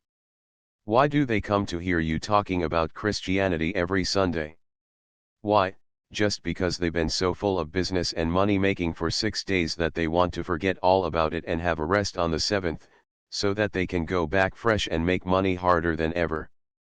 You positively help them at it instead of hindering them. Morel. With energetic seriousness. You know very well, Candida, that I often blow them up soundly for that. But if there is nothing in their church going but rest and diversion, why don't they try something more amusing, more self-indulgent? There must be some good in the fact that they prefer St. Dominic's to worse places on Sundays. Candida. Oh, the worst places aren't open, and even if they were, they daren't be seen going to them. Besides, James, dear, you preach so splendidly that it's as good as a play for them. Why do you think the women are so enthusiastic? Morel. Shocked. Candida. Candida. Oh, I know. You silly boy, you think it's your socialism and your religion, but if it was that, they'd do what you tell them instead of only coming to look at you. They all have Prossy's complaint. Morel. Prossy's complaint. What do you mean, Candida? Candida. Yes, Prossy, and all the other secretaries you ever had. Why does Prossy condescend to wash up the things, and to peel potatoes and abase herself in all manner of ways for 6 shillings a week less than she used to get in a city office? She's in love with you, James, that's the reason. They're all in love with you. And you are in love with preaching because you do it so beautifully. And you think it's all enthusiasm for the kingdom of heaven on earth, and so do they. You dear silly. Morel. Candida, what dreadful, what soul-destroying cynicism. Are you jesting? Or can it be, are you jealous? Candida. With curious thoughtfulness. Yes, I feel a little jealous sometimes. Morel. Incredulously. What? Of Prossy? Candida. Laughing. No, no, no, no. Not jealous of anybody. Jealous for somebody else, who is not loved as he ought to be. Morel. Me. Candida. You. Why, you're spoiled with love and worship, you get far more than is good for you. No, I mean Eugene. Morel. Startled. Eugene. Candida. It seems unfair that all the love should go to you, and none to him, although he needs it so much more than you do. A convulsive movement shakes him in spite of himself. What's the matter? Am I worrying you? Morel. Hastily. Not at all. Looking at her with troubled intensity. You know that I have perfect confidence in you, Candida. Candida. You vain thing. Are you so sure of your irresistible attractions? Morel. Candida, you are shocking me. I never thought of my attractions. I thought of your goodness, your purity. That is what I confide in. Candida. What a nasty, uncomfortable thing to say to me. Oh, you are a clergyman, James, a thorough clergyman. Morel. Turning away from her, heart-stricken. So Eugene says. Candida. With lively interest, leaning over to him with her arms on his knee. Eugene's always right. He's a wonderful boy, I have grown fonder and fonder of him all the time I was away. Do you know, James, that though he has not the least suspicion of it himself, he is ready to fall madly in love with me? Morel. Grimly.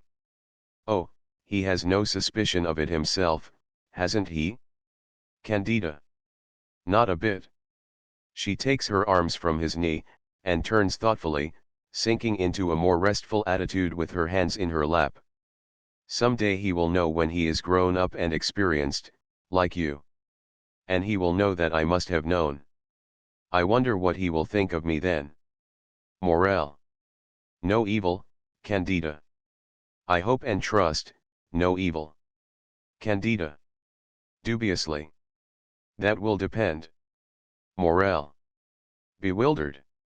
Depend. Candida. Looking at him. Yes, it will depend on what happens to him. He looked vacantly at her. Don't you see? It will depend on how he comes to learn what love really is. I mean on the sort of woman who will teach it to him. Morel. Quite at a loss. Yes. No, I don't know what you mean. Candida. Explaining. If he learns it from a good woman, then it will be all right, he will forgive me. Morel. Forgive. Candida. But suppose he learns it from a bad woman, as so many men do, especially poetic men, who imagine all women are angels. Suppose he only discovers the value of love when he has thrown it away and degraded himself in his ignorance. Will he forgive me then, do you think? Morel. Forgive you for what? Candida. Realizing how stupid he is, and a little disappointed, though quite tenderly so. Don't you understand? He shakes his head. She turns to him again, so as to explain with the fondest intimacy. I mean, will he forgive me for not teaching him myself? For abandoning him to the bad women for the sake of my goodness, my purity, as you call it? Ah, James, how little you understand me, to talk of your confidence in my goodness and purity. I would give them both to poor Eugene as willingly as I would give my shawl to a beggar dying of cold, if there were nothing else to restrain me. Put your trust in my love for you, James, for if that went, I should care very little for your sermons, mere phrases that you cheat yourself and others with every day. She is about to rise. Morel. His words. Candida. Checking herself quickly in the act of getting up, so that she is on her knees, but upright. Whose words? Morel. Eugene's. Candida. Delighted. He is always right. He understands you, he understands me, he understands Prossy, and you, James, you understand nothing. She laughs, and kisses him to console him. He recoils as if stung, and springs up. Morel. How can you bear to do that when, oh, Candida with anguish in his voice, I had rather you had plunged a grappling iron into my heart than given me that kiss. Candida. Rising, alarmed. My dear, what's the matter? Morel. Frantically waving her off. Don't touch me. Candida. Amazed. James. They are interrupted by the entrance of Marchbanks, with Burgess, who stops near the door, staring, whilst Eugene hurries forward between them. Marchbanks. Is anything the matter? Morel. Deadly white, putting an iron constraint on himself. Nothing but this, that either you were right this morning, or Candida is mad. Burgess. In loudest protest. What? Candy mad too? Oh, come, come, come. He crosses the room to the fireplace, protesting as he goes, and knocks the ashes out of his pipe on the bars. Morel sits down desperately, leaning forward to hide his face, and interlacing his fingers rigidly to keep them steady. Candida. To Morel, relieved and laughing. Oh, you're only shocked. Is that all? How conventional all you unconventional people are. Burgess. Come, be obey yourself, Candy. What'll Mr. Marchbanks think of you? Candida. This comes of James teaching me to think for myself, and never to hold back out of fear of what other people may think of me. It works beautifully as long as I think the same things as he does. But now, because I have just thought something different, look at him, just look.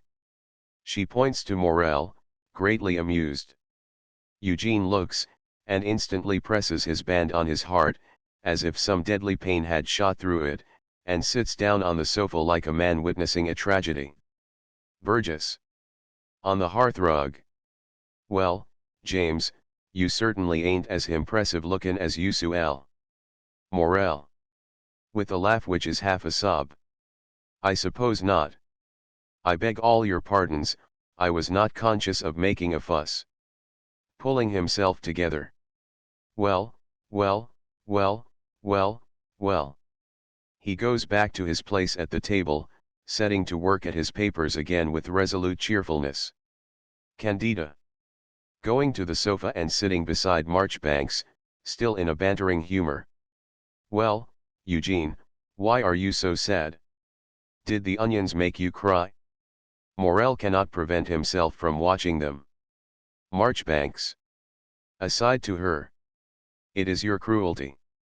I hate cruelty. It is a horrible thing to see one person make another suffer. Candida. Petting him ironically. Poor boy, have I been cruel? Did I make it slice nasty little red onions? Marchbanks. Earnestly. Oh, stop, stop, I don't mean myself. You have made him suffer frightfully. I feel his pain in my own heart. I know that it is not your fault, it is something that must happen, but don't make light of it. I shudder when you torture him and laugh. Candida. Incredulously. I torture James. Nonsense, Eugene, how you exaggerate. Silly. She looks round at Morel, who hastily resumes his writing. She goes to him and stands behind his chair, bending over him.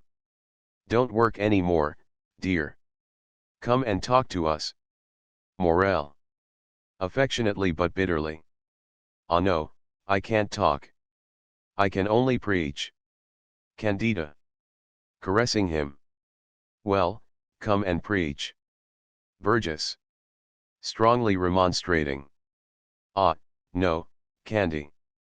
Ang it all. Lexi Mill comes in, looking anxious and important. Lexi. Hastening to shake hands with Candida. How do you do, Mrs. Morel? So glad to see you back again. Candida. Thank you, Lexi. You know Eugene, don't you? Lexi. Oh, yes. How do you do, Marchbanks? Marchbanks. Quite well, thanks. Lexi. To Morel. I've just come from the Guild of St. Matthew. They are in the greatest consternation about your telegram. There's nothing wrong, is there? Candida. What did you telegraph about, James? Lexi. To Candida. He was to have spoken for them tonight. They've taken the large hall in Mare Street and spent a lot of money on posters. Morel's telegram was to say he couldn't come. It came on them like a thunderbolt. Candida.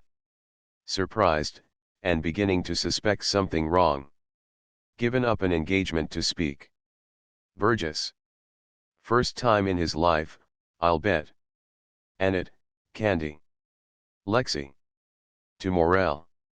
They decided to send an urgent telegram to you asking whether you could not change your mind. Have you received it? Morel. With restrained impatience. Yes, I got it. Lexi. It was reply paid. Morel. Yes, I know. I answered it. I can't go. Candida. But why, James? Morel. Almost fiercely. Because I don't choose. These people forget that I am a man, they think I am a talking machine to be turned on for their pleasure every evening of my life. May I not have one night at home, with my wife, and my friends? They are all amazed at this outburst, except Eugene. His expression remains unchanged. Candida. Oh, James, you know you'll have an attack of bad conscience tomorrow, and I shall have to suffer for that. Lexi. Intimidated, but urgent. I know, of course, that they make the most unreasonable demands on you. But they have been telegraphing all over the place for another speaker, and they can get nobody but the president of the Agnostic League. Morel. Promptly. Well, an excellent man. What better do they want? Lexi. But he always insists so powerfully on the divorce of socialism from Christianity. He will undo all the good we have been doing. Of course you know best, but he hesitates. Candida. Coaxingly. Oh, do go, James. We'll all go. Burgess. Grumbling. Look Candy. I say. Let's stay at home by the fire, comfortable. He won't need to be more than a couple of hours away. Candida. You'll be just as comfortable at the meeting. We'll all sit on the platform and be great people. Marchbanks. Terrified. Oh, please don't let us go on the platform. No, everyone will stare at us. I couldn't. I'll sit at the back of the room. Candida. Don't be afraid. They'll be too busy looking at James to notice you. Morel. Turning his head and looking meaningly at her over his shoulder. Prossy's complaint, Candida. Candida. Gaily. Yes. Burgess. Mystified. Prossy's complaint. What are you talking about, James? Morel. Not heeding him, rises, goes to the door, and holds it open, shouting in a commanding voice. Miss Garnett. Proserpine. In the distance. Yes, Mr. Morel. Coming. They all wait, except Burgess, who goes stealthily to Lexi and draws him aside. Burgess. Listen here, Mr. Mill. What's Prossy's complaint? What's wrong with ER? Lexi. Confidentially. Well, I don't exactly know, but she spoke very strangely to me this morning. I'm afraid she's a little out of her mind sometimes. Burgess. Overwhelmed. Why, it must be catch-in. Four in the same ooze. He goes back to the hearth, quite lost before the instability of the human intellect in a clergyman's house. Proserpine. Appearing on the threshold. What is it, Mr. Morel? Morel. Telegraph to the Guild of St. Matthew that I am coming. Proserpine. Surprised. Don't they expect you? Morel. Peremptorily. Do as I tell you. Proserpine, frightened, sits down at her typewriter, and obeys. Morel goes across to Burgess, Candida watching his movements all the time with growing wonder and misgiving. Morel. Burgess, you don't want to come? Burgess. In deprecation. Oh, don't put it like that, James. It's only that it ain't Sunday, you know. Morel. I'm sorry. I thought you might like to be introduced to the chairman. He's on the works committee of the county council and has some influence in the matter of contracts. Burgess wakes up at once. Morel, expecting as much, waits a moment, and says, "Will you come?" Burgess.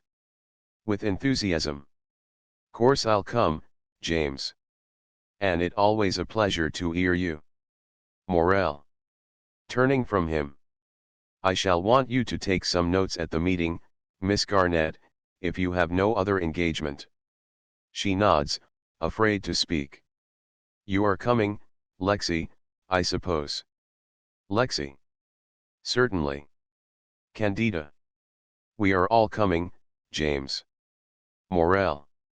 "No, you are not coming, and Eugene is not coming. You will stay here and entertain him to celebrate your return home." Eugene rises, breathless. Candida. "But James." Morel. Authoritatively. "I insist.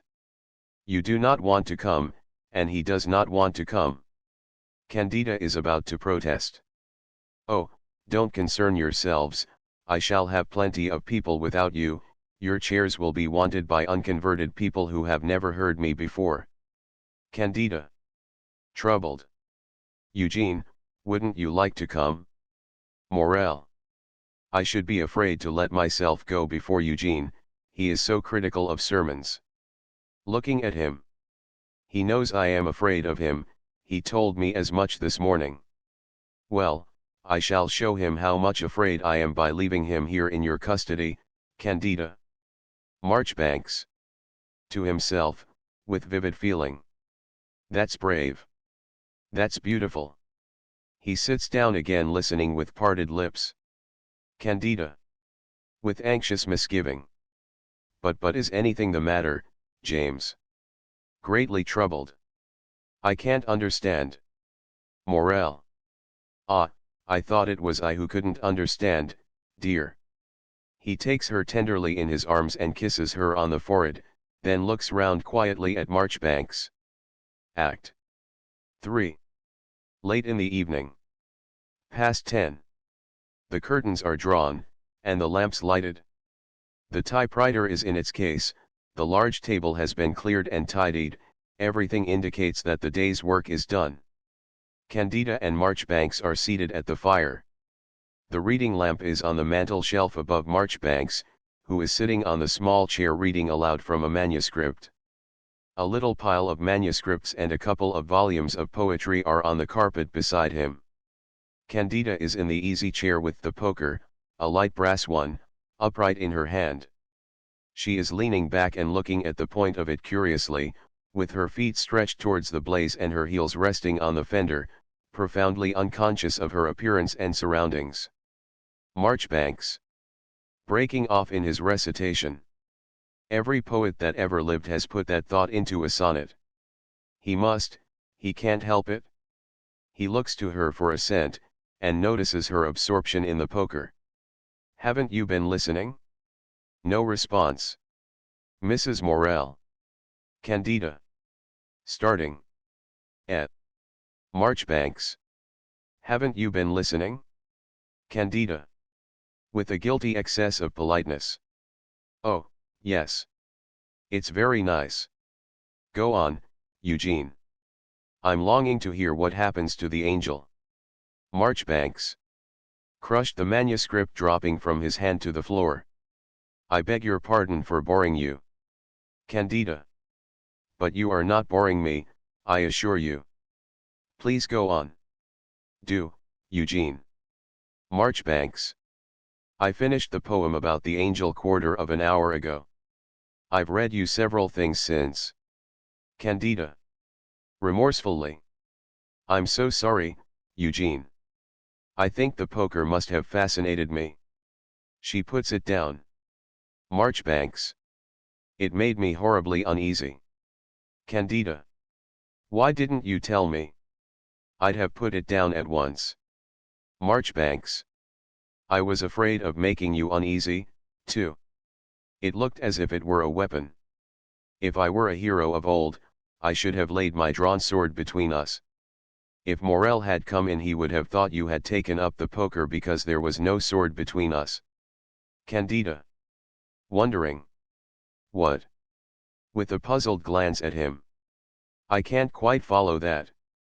Those sonnets of yours have perfectly addled me. Why should there be a sword between us? Marchbanks. Evasively. Oh, never mind. He stoops to pick up the manuscript. Candida. Put that down again, Eugene. There are limits to my appetite for poetry, even your poetry. You've been reading to me for more than 2 hours ever since James went out. I want to talk. Marchbanks. Rising, scared. No, I mustn't talk. He looks round him in his lost way, and adds, suddenly, I think I'll go out and take a walk in the park, making for the door. Candida. Nonsense, it's shut long ago. Come and sit down on the hearthrug, and talk moonshine as you usually do. I want to be amused. Don't you want to? Marchbanks. In half terror, half rapture. Yes. Candida. Then come along. She moves her chair back a little to make room. He hesitates, then timidly stretches himself on the hearthrug, face upwards, and throws back his head across her knees, looking up at her. Marchbanks. Oh, I've been so miserable all the evening, because I was doing right. Now I'm doing wrong, and I'm happy. Candida. Tenderly amused at him. Yes, I'm sure you feel a great grown-up wicked deceiver, quite proud of yourself, aren't you? Marchbanks. Raising his head quickly and turning a little to look round at her. Take care. I'm ever so much older than you, if you only knew. He turns quite over on his knees, with his hands clasped and his arms on her lap, and speaks with growing impulse, his blood beginning to stir. May I say some wicked things to you?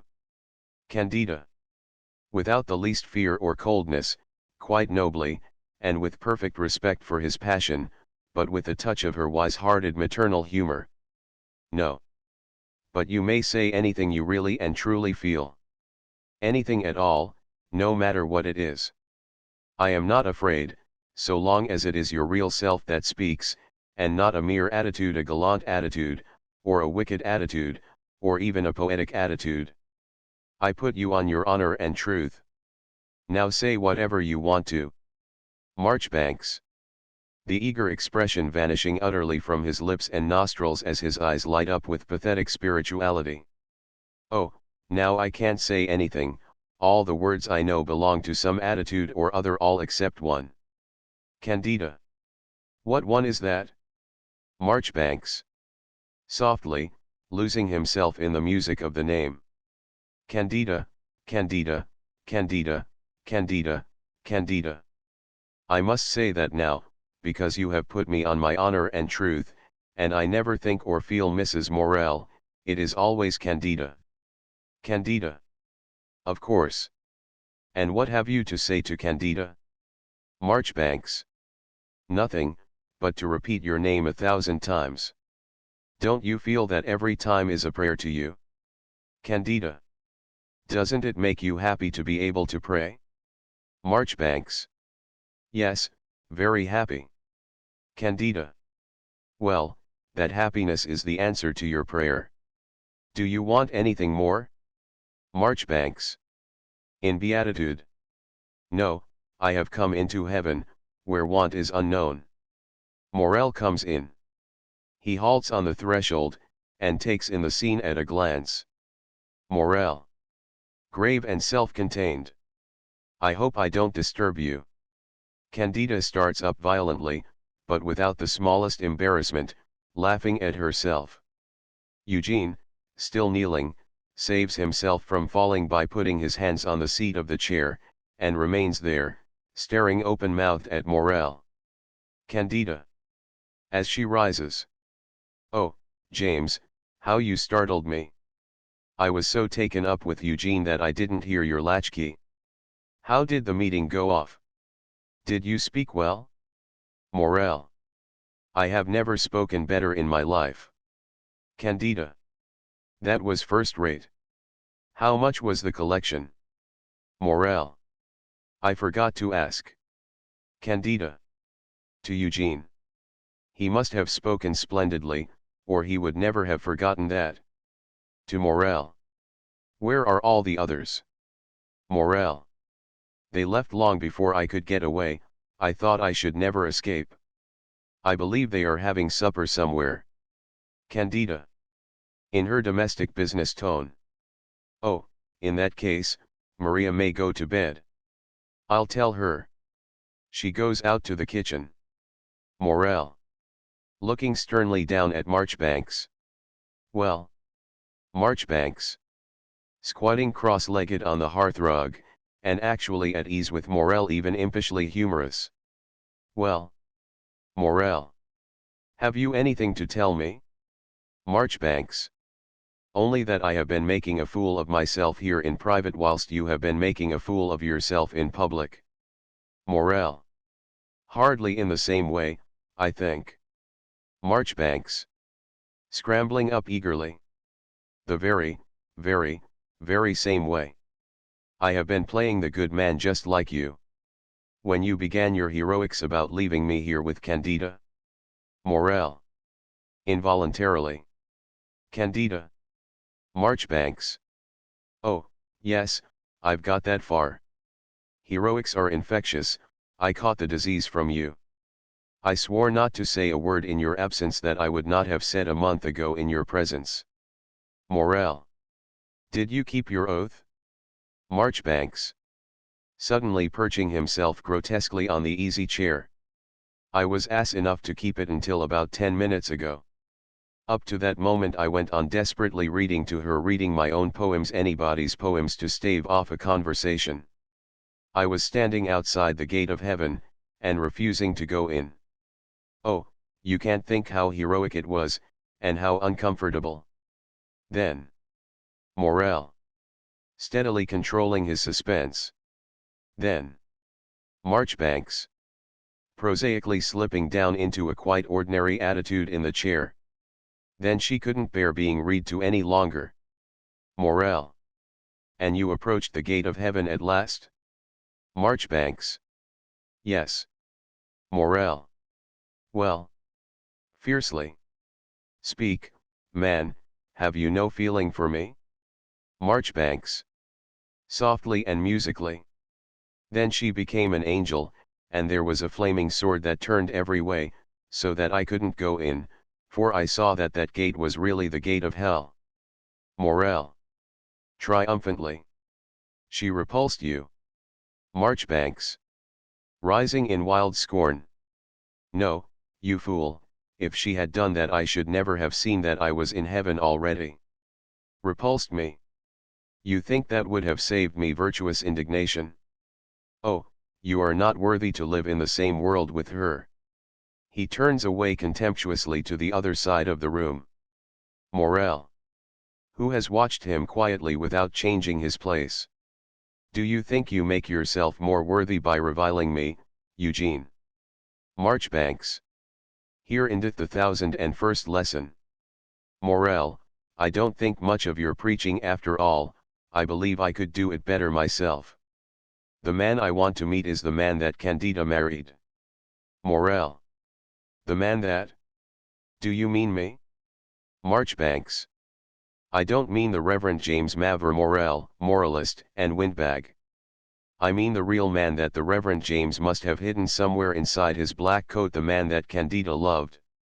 You can't make a woman like Candida love you by merely buttoning your collar at the back instead of in front. Morel. Boldly and steadily. When Candida promised to marry me, I was the same moralist and windbag that you now see. I wore my black coat, and my collar was buttoned behind instead of in front. Do you think she would have loved me any the better for being insincere in my profession? Marchbanks. On the sofa hugging his ankles. Oh, she forgave you, just as she forgives me for being a coward, and a weakling, and what you call a snivelling little whelp and all the rest of it. Dreamily. A woman like that has divine insight.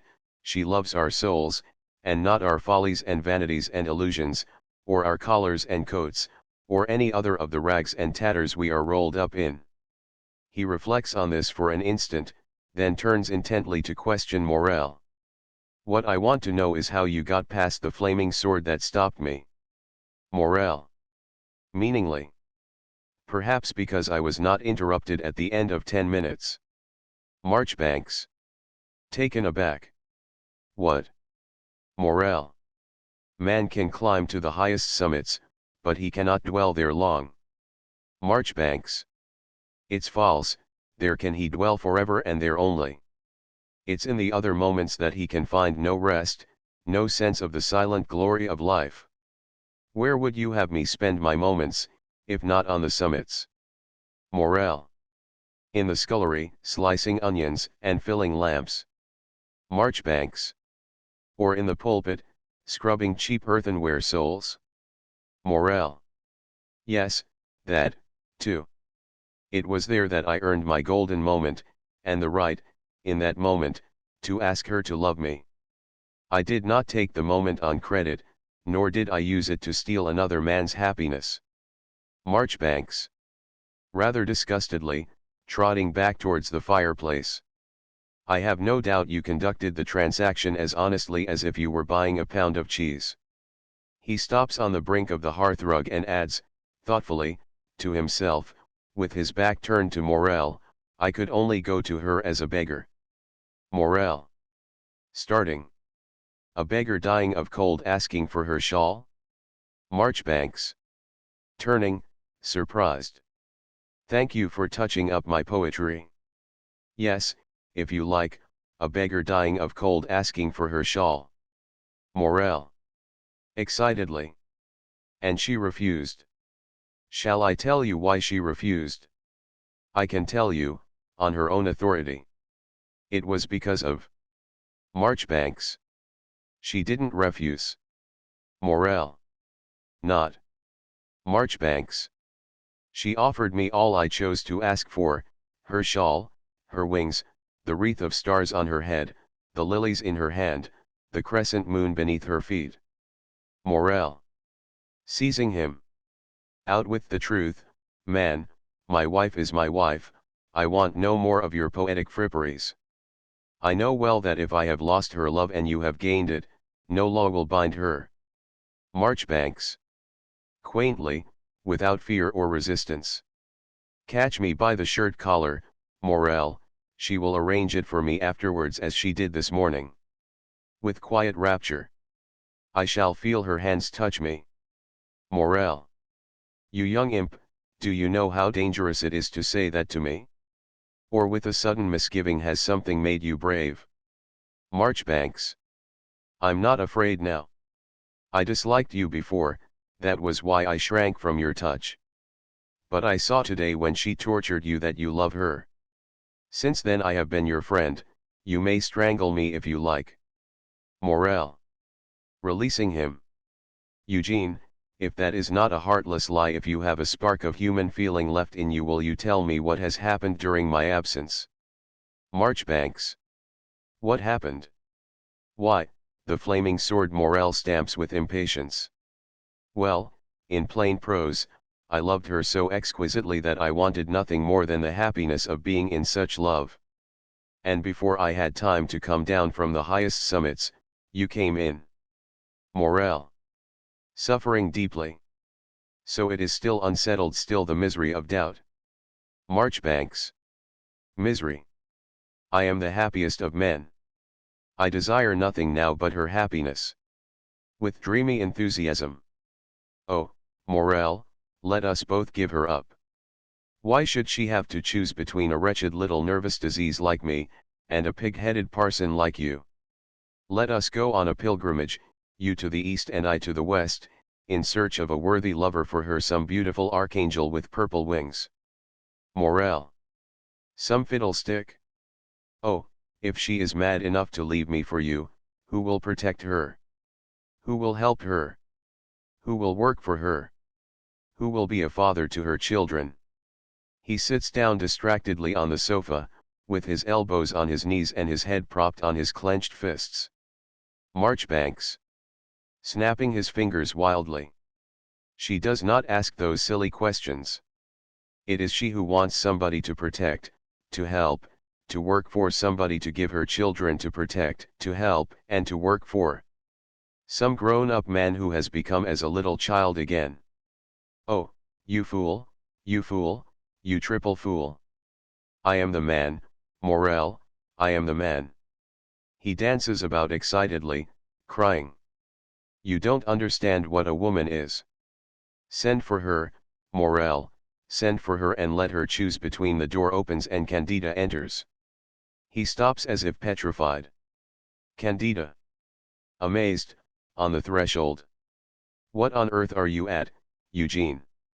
Marchbanks. Oddly. James and I are having a preaching match, and he is getting the worst of it. Candida looks quickly round at Morel. Seeing that he is distressed, she hurries down to him, greatly vexed, speaking with vigorous reproach to Marchbanks. Candida. You have been annoying him. Now I won't have it, Eugene, do you hear? Putting her hand on Morel's shoulder, and quite forgetting her wifely tact in her annoyance. My boy shall not be worried, I will protect him. Morel. Rising proudly. Protect. Candida. Not heeding him to Eugene. What have you been saying? Marchbanks. Appalled. Nothing. Candida. Eugene. Nothing. Marchbanks. Piteously. I'm very sorry. I won't do it again, indeed I won't. I'll let him alone. Morel. Indignantly, with an aggressive movement towards Eugene. Let me alone. You young. Candida. Stopping him. No, let me deal with him, James. Marchbanks. Oh, you're not angry with me, are you? Candida. Severely. Yes, I am very angry. I have a great mind to pack you out of the house. Morel. Taken aback by Candida's vigor, and by no means relishing the sense of being rescued by her from another man. Gently, Candida, gently. I am able to take care of myself. Candida.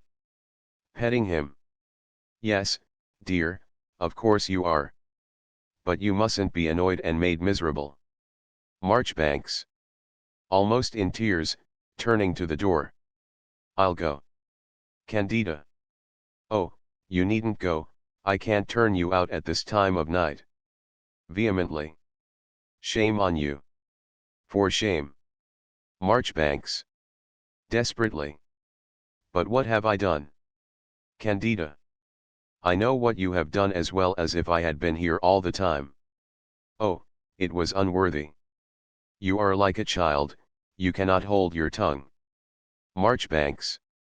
I would die 10 times over sooner than give you a moment's pain. Candida. With infinite contempt for this puerility. Much good your dying would do me. Morel.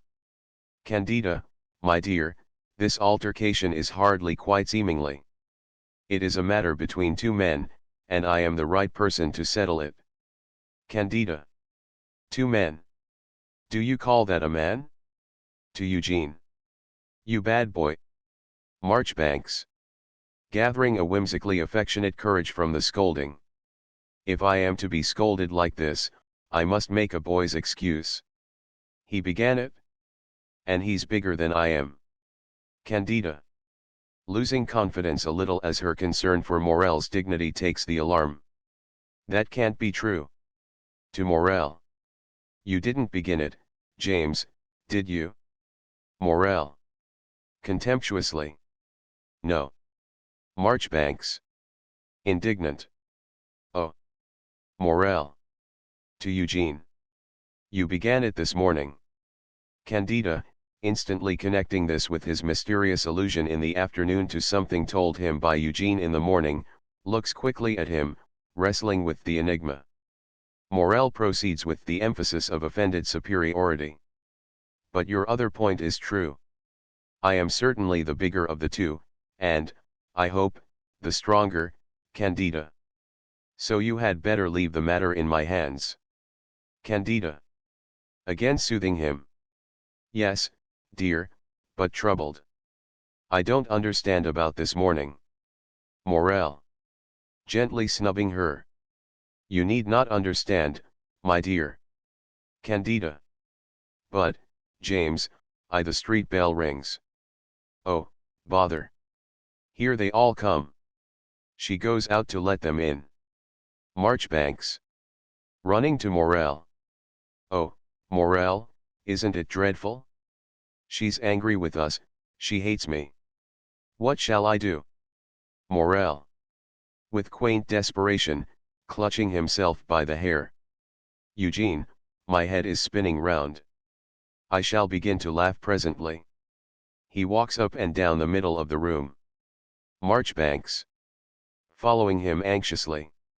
No, no, she'll think I've thrown you into hysterics. Don't laugh. Boisterous voices and laughter are heard approaching.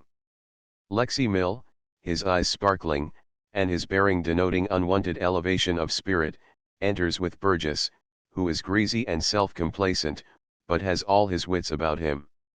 Miss Garnett, with her smartest hat and jacket on, follows them, but though her eyes are brighter than before, she is evidently a prey to misgiving.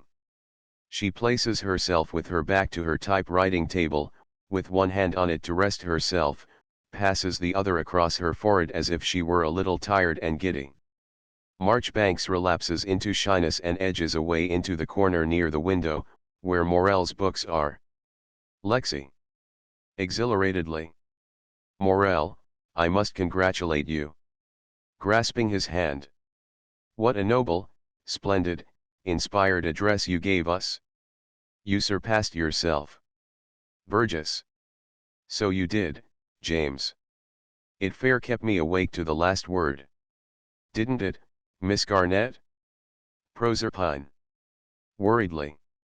Oh, I wasn't minding you, I was trying to make notes. She takes out her notebook, and looks at her stenography, which nearly makes her cry. Morel. Did I go too fast, Pros? Proserpine. Much too fast.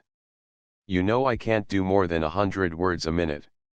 She relieves her feelings by throwing her notebook angrily beside her machine, ready for use next morning.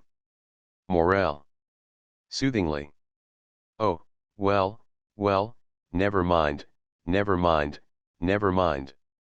Have you all had supper? Lexi. Mr. Burgess has been kind enough to give us a really splendid supper at the Belgrave. Burgess. With effusive magnanimity. Don't mention it, Mr. Mill. Modestly. You're 'arty welcome to my little treat. Proserpine. We had champagne. I never tasted it before. I feel quite giddy. Morel. Surprised. A champagne supper. That was very handsome. Was it my eloquence that produced all this extravagance? Lexi. Rhetorically. Your eloquence, and Mr. Burgess's goodness of heart. With a fresh burst of exhilaration. And what a very fine fellow the chairman is, Morel. He came to supper with us. Morel. With long-drawn significance, looking at Burgess. The chairman. Now I understand. Burgess, covering a lively satisfaction in his diplomatic cunning with a deprecatory cough, retires to the hearth. Lexi folds his arms and leans against the cellaret in a high-spirited attitude. Candida comes in with glasses, lemons, and a jug of hot water on a tray. Candida. Who will have some lemonade? You know our rules, total abstinence. She puts the tray on the table, and takes up the lemon squeezers, looking inquiringly round at them. Morel. No use, dear. They've all had champagne. Pros has broken her pledge. Candida. To Proserpine. You don't mean to say you've been drinking champagne? Proserpine. Stubbornly. Yes, I do. I'm only a beer teetotaler, not a champagne teetotaler. I don't like beer. Are there any letters for me to answer, Mr. Morel? Morel. No more tonight. Proserpine. Very well. Good night, everybody. Lexi. Gallantly. Had I not better see you home, Miss Garnett? Proserpine. No, thank you. I shan't trust myself with anybody tonight. I wish I hadn't taken any of that stuff. She walks straight out. Burgess. Indignantly. Stuff, indeed. That girl know what champagne is. Pommery and Greeno at 12 and 6 a bottle. She took 2 glasses most straight off. Morel. A little anxious about her. Go and look after her, Lexi. Lexi. Alarmed. But if she should really be, suppose she began to sing in the street, or anything of that sort. Morel. Just so, she may. That's why you'd better see her safely home. Candida. Do, Lexi, there's a good fellow. She shakes his hand and pushes him gently to the door. Lexi. It's evidently my duty to go. I hope it may not be necessary. Good night, Mrs. Morel. To the rest. Good night. He goes. Candida shuts the door. Burgess. He was gushin' with hextra piety hisself arter 2 sips. People carn't drink like they huster. Dismissing the subject and bustling away from the hearth. Well, James, it's time to lock up. Mr. Marchbanks, shall I obey the pleasure of your company for a bit of the way home? Marchbanks. Affrightedly. Yes, I'd better go. He hurries across to the door, but Candida places herself before it, barring his way. Candida. With quiet authority. You sit down. You're not going yet. Marchbanks. Quailing. No, I didn't mean to. He comes back into the room and sits down abjectly on the sofa. Candida. Mr. Marchbanks will stay the night with us, Papa. Burgess. Oh, well, I'll say good night. So long, James. He shakes hands with Morel and goes on to Eugene. Make give you a night light by your bed, Mr. Marchbanks, it'll comfort you if you wake up in the night with a touch of that complaint of yours. Good night. Marchbanks. Thank you, I will. Good night, Mr. Burgess. They shake hands and Burgess goes to the door. Candida. Intercepting Morel, who is following Burgess. Stay here, dear, I'll put on Papa's coat for him. She goes out with Burgess. Marchbanks. Morel, there's going to be a terrible scene. Aren't you afraid? Morel. Not in the least. Marchbanks. I never envied you your courage before. He rises timidly and puts his hand appealingly on Morel's forearm. Stand by me, won't you? Morel. Casting him off gently, but resolutely.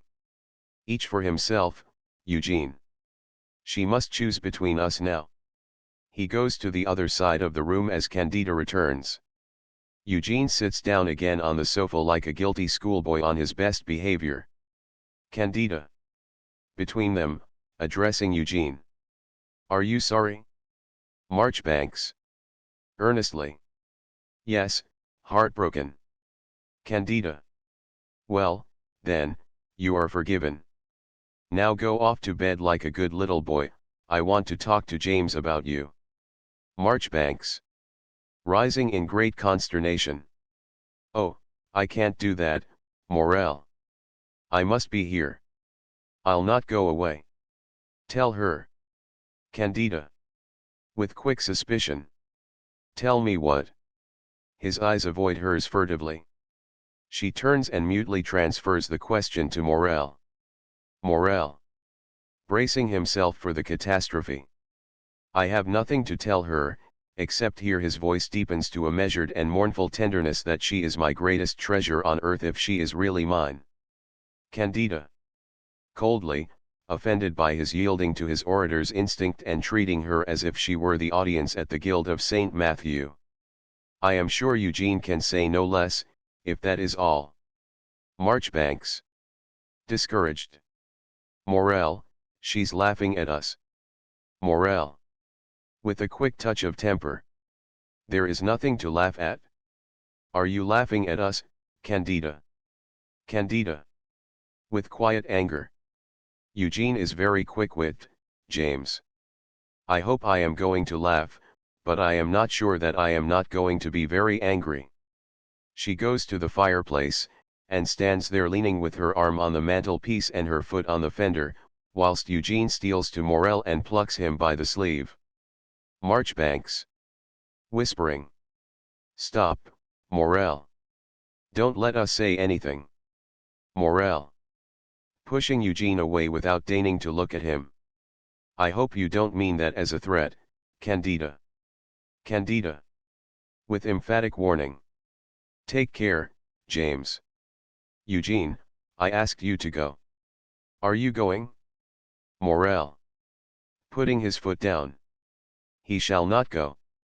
I wish him to remain. Marchbanks. I'll go. I'll do whatever you want. He turns to the door. Candida. Stop. He obeys. Didn't you hear James say he wished you to stay? James is master here. Don't you know that? Marchbanks. Flushing with a young poet's rage against tyranny. By what right is he master? Candida. Quietly. Tell him, James. Morel. Taken aback. My dear, I don't know of any right that makes me master. I assert no such right. Candida. With infinite reproach. You don't know. Oh, James, James. To Eugene, musingly. I wonder do you understand, Eugene? No, you're too young. Well, I give you leave to stay and learn. She comes away from the hearth and places herself between them. Now, James, what's the matter?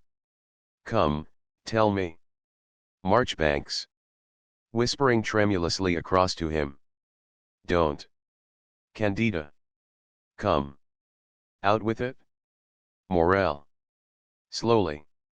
I meant to prepare your mind carefully, Candida, so as to prevent misunderstanding. Candida. Yes, dear, I am sure you did. But never mind, I shan't misunderstand. Morel. Well, he hesitates, unable to find the long explanation which he supposed to be available. Candida. Well. Morel. Baldly. Eugene declares that you are in love with him. Marchbanks. Frantically. No, no, no, no, never. I did not, Mrs. Morel, it's not true. I said I loved you, and that he didn't. I said that I understood you, and that he couldn't. And it was not after what passed there before the fire that I spoke, it was not, on my word. It was this morning. Candida. Enlightened. This morning. Marchbanks. Yes. He looks at her, pleading for credence, and then adds, simply, that was what was the matter with my collar. Candida. After a pause, for she does not take in his meaning at once. His collar. She turns to Morel, shocked. Oh, James, did you? She stops. Morel. Ashamed. You know, Candida, that I have a temper to struggle with. And he said shuddering that you despised me in your heart. Candida. Turning quickly on Eugene. Did you say that? Marchbanks. Terrified. No. Candida. Severely. Then James has just told me a falsehood.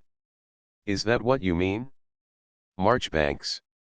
No, no, I blurting out the explanation desperately. It was David's wife. And it wasn't at home, it was when she saw him dancing before all the people. Morel. Taking the cue with the debater's adroitness.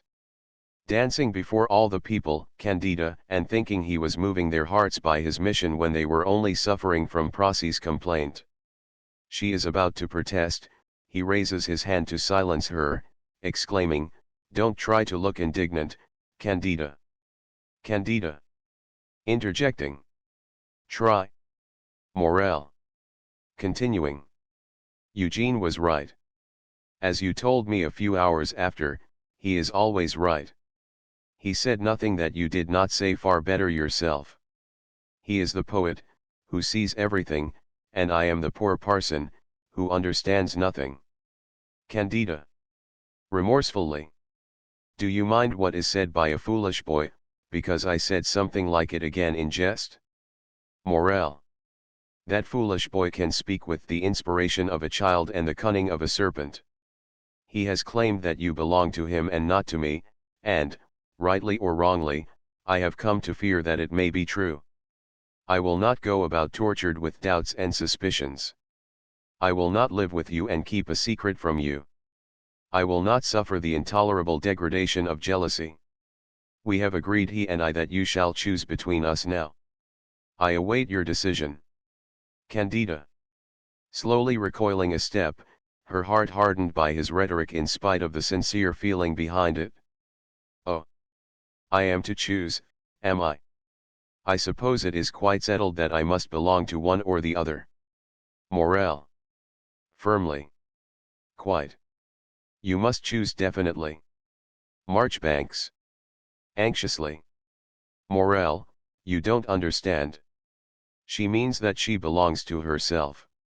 Candida. Turning on him.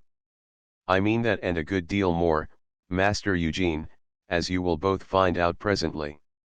And pray, my lords and masters, what have you to offer for my choice? I am up for auction, it seems.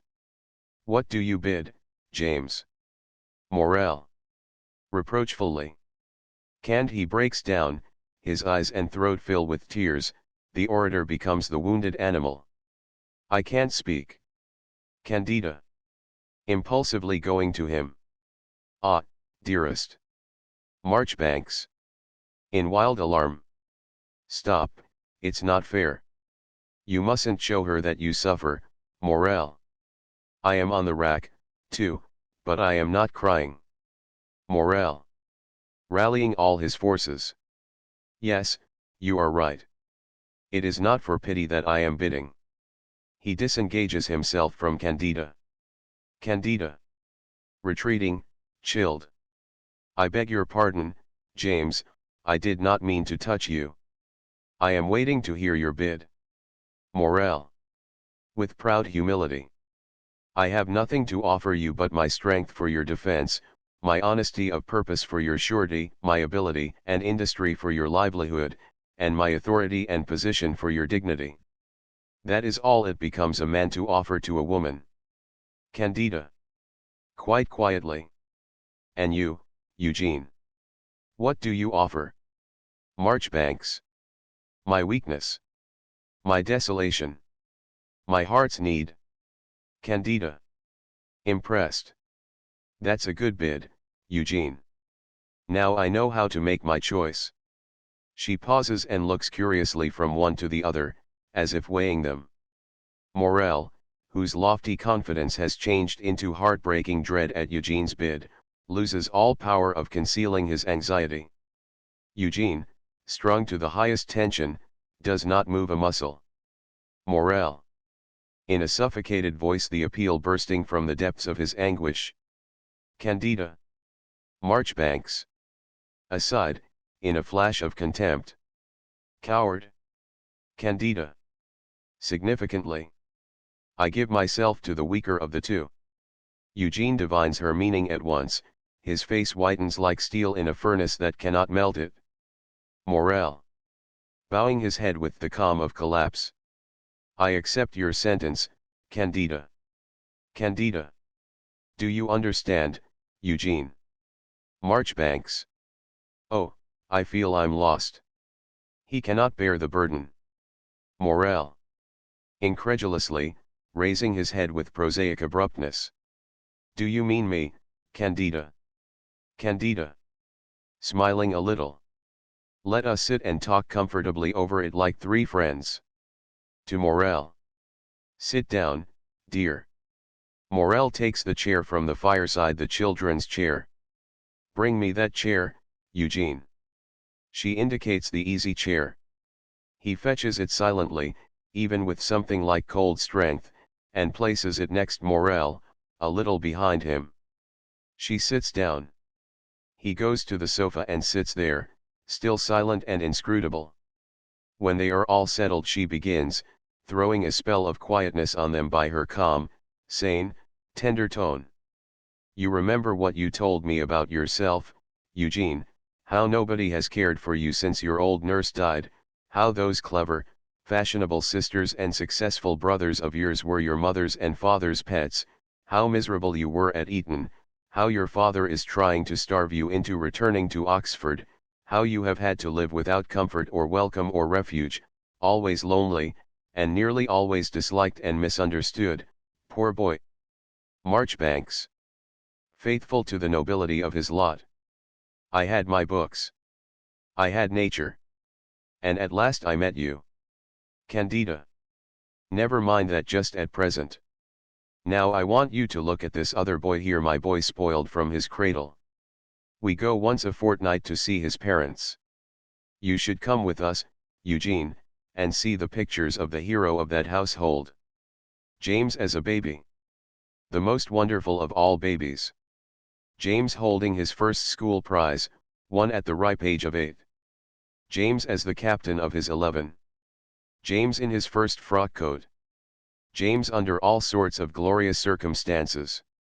You know how strong he is, I hope he didn't hurt you, how clever he is, how happy. With deepening gravity.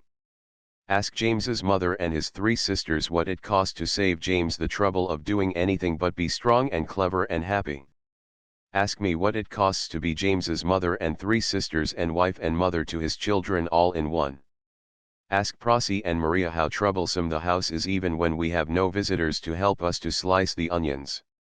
Ask the tradesmen who want to worry James and spoil his beautiful sermons who it is that puts them off.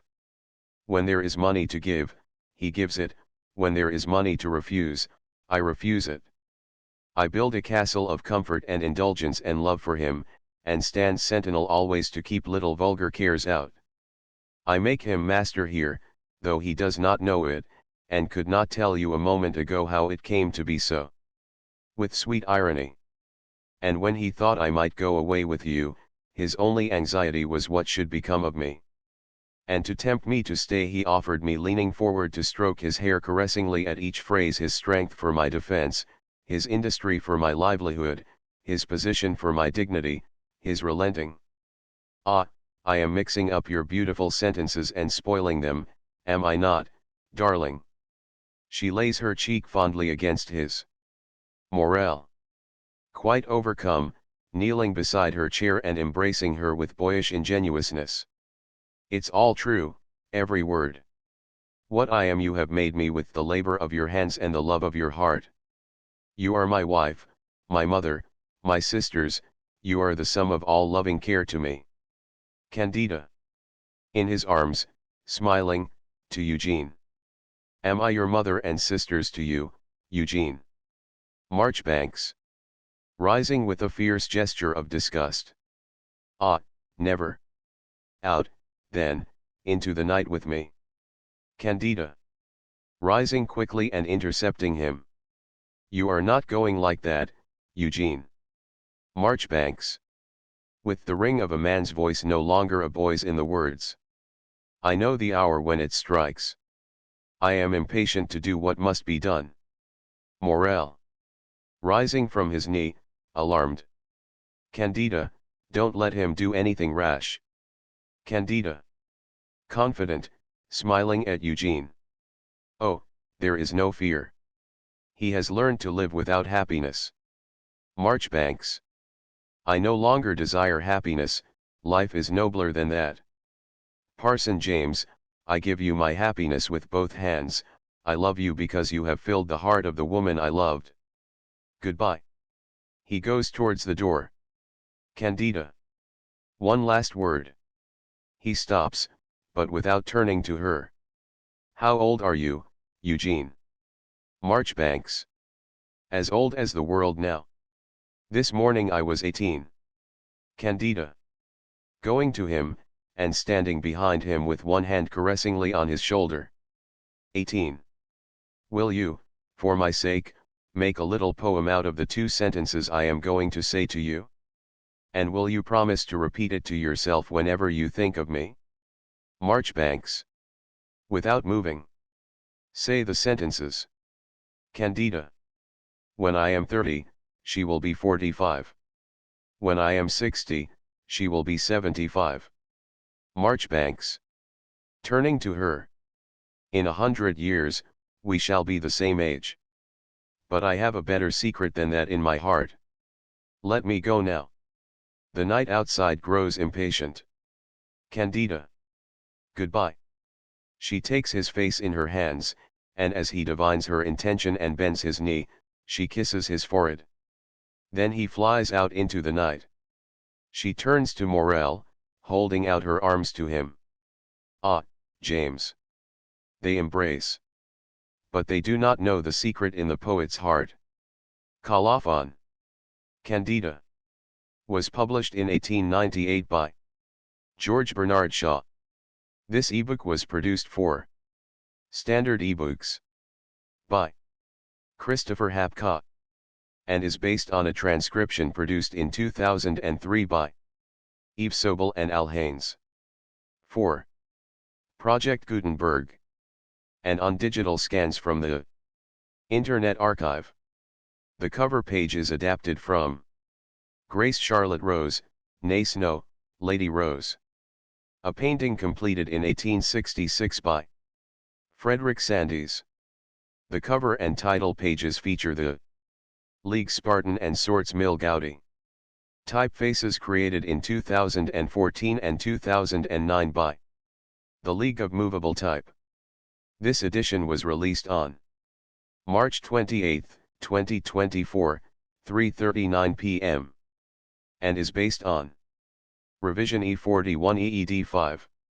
The first edition of this ebook was released on March 28, 2024, 3:39 p.m. You can check for updates to this ebook, view its revision history, or download it for different e-reading systems at standardebooks.org/ebook/George-Bernard-Shaw/Candida. The volunteer-driven Standard eBooks project relies on readers like you to submit typos, corrections, and other improvements. Anyone can contribute at standardebooks.org. Dramatis Personae. The Reverend James Mavor Morel. Miss Proserpine Garnett.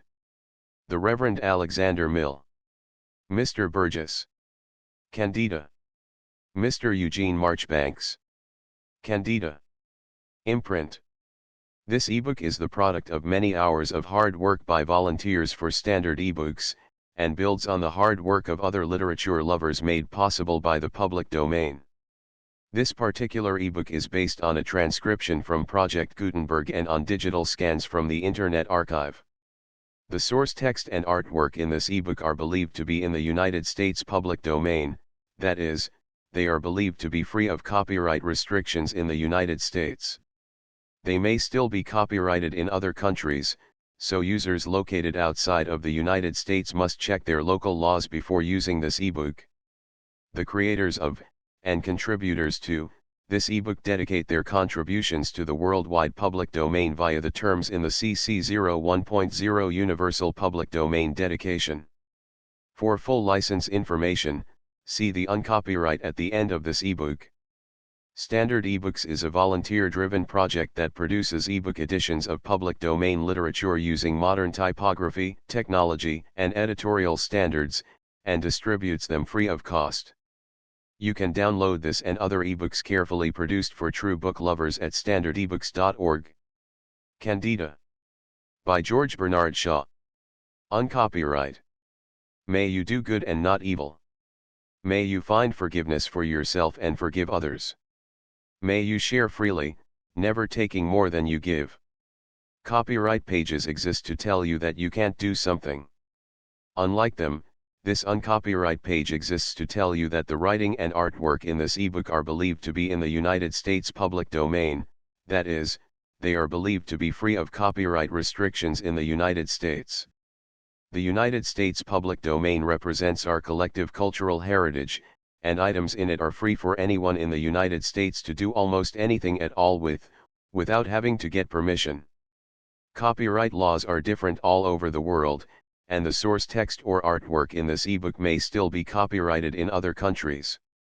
If you're not located in the United States, you must check your local laws before using this ebook. Standard eBooks makes no representations regarding the copyright status of the source text or artwork in this ebook in any country other than the United States. Non-authorship activities performed on items that are in the public domain, so-called sweat of the brow work, don't create a new copyright. That means that nobody can claim a new copyright on an item that is in the public domain for, among other things, work like digitization, markup, or typography.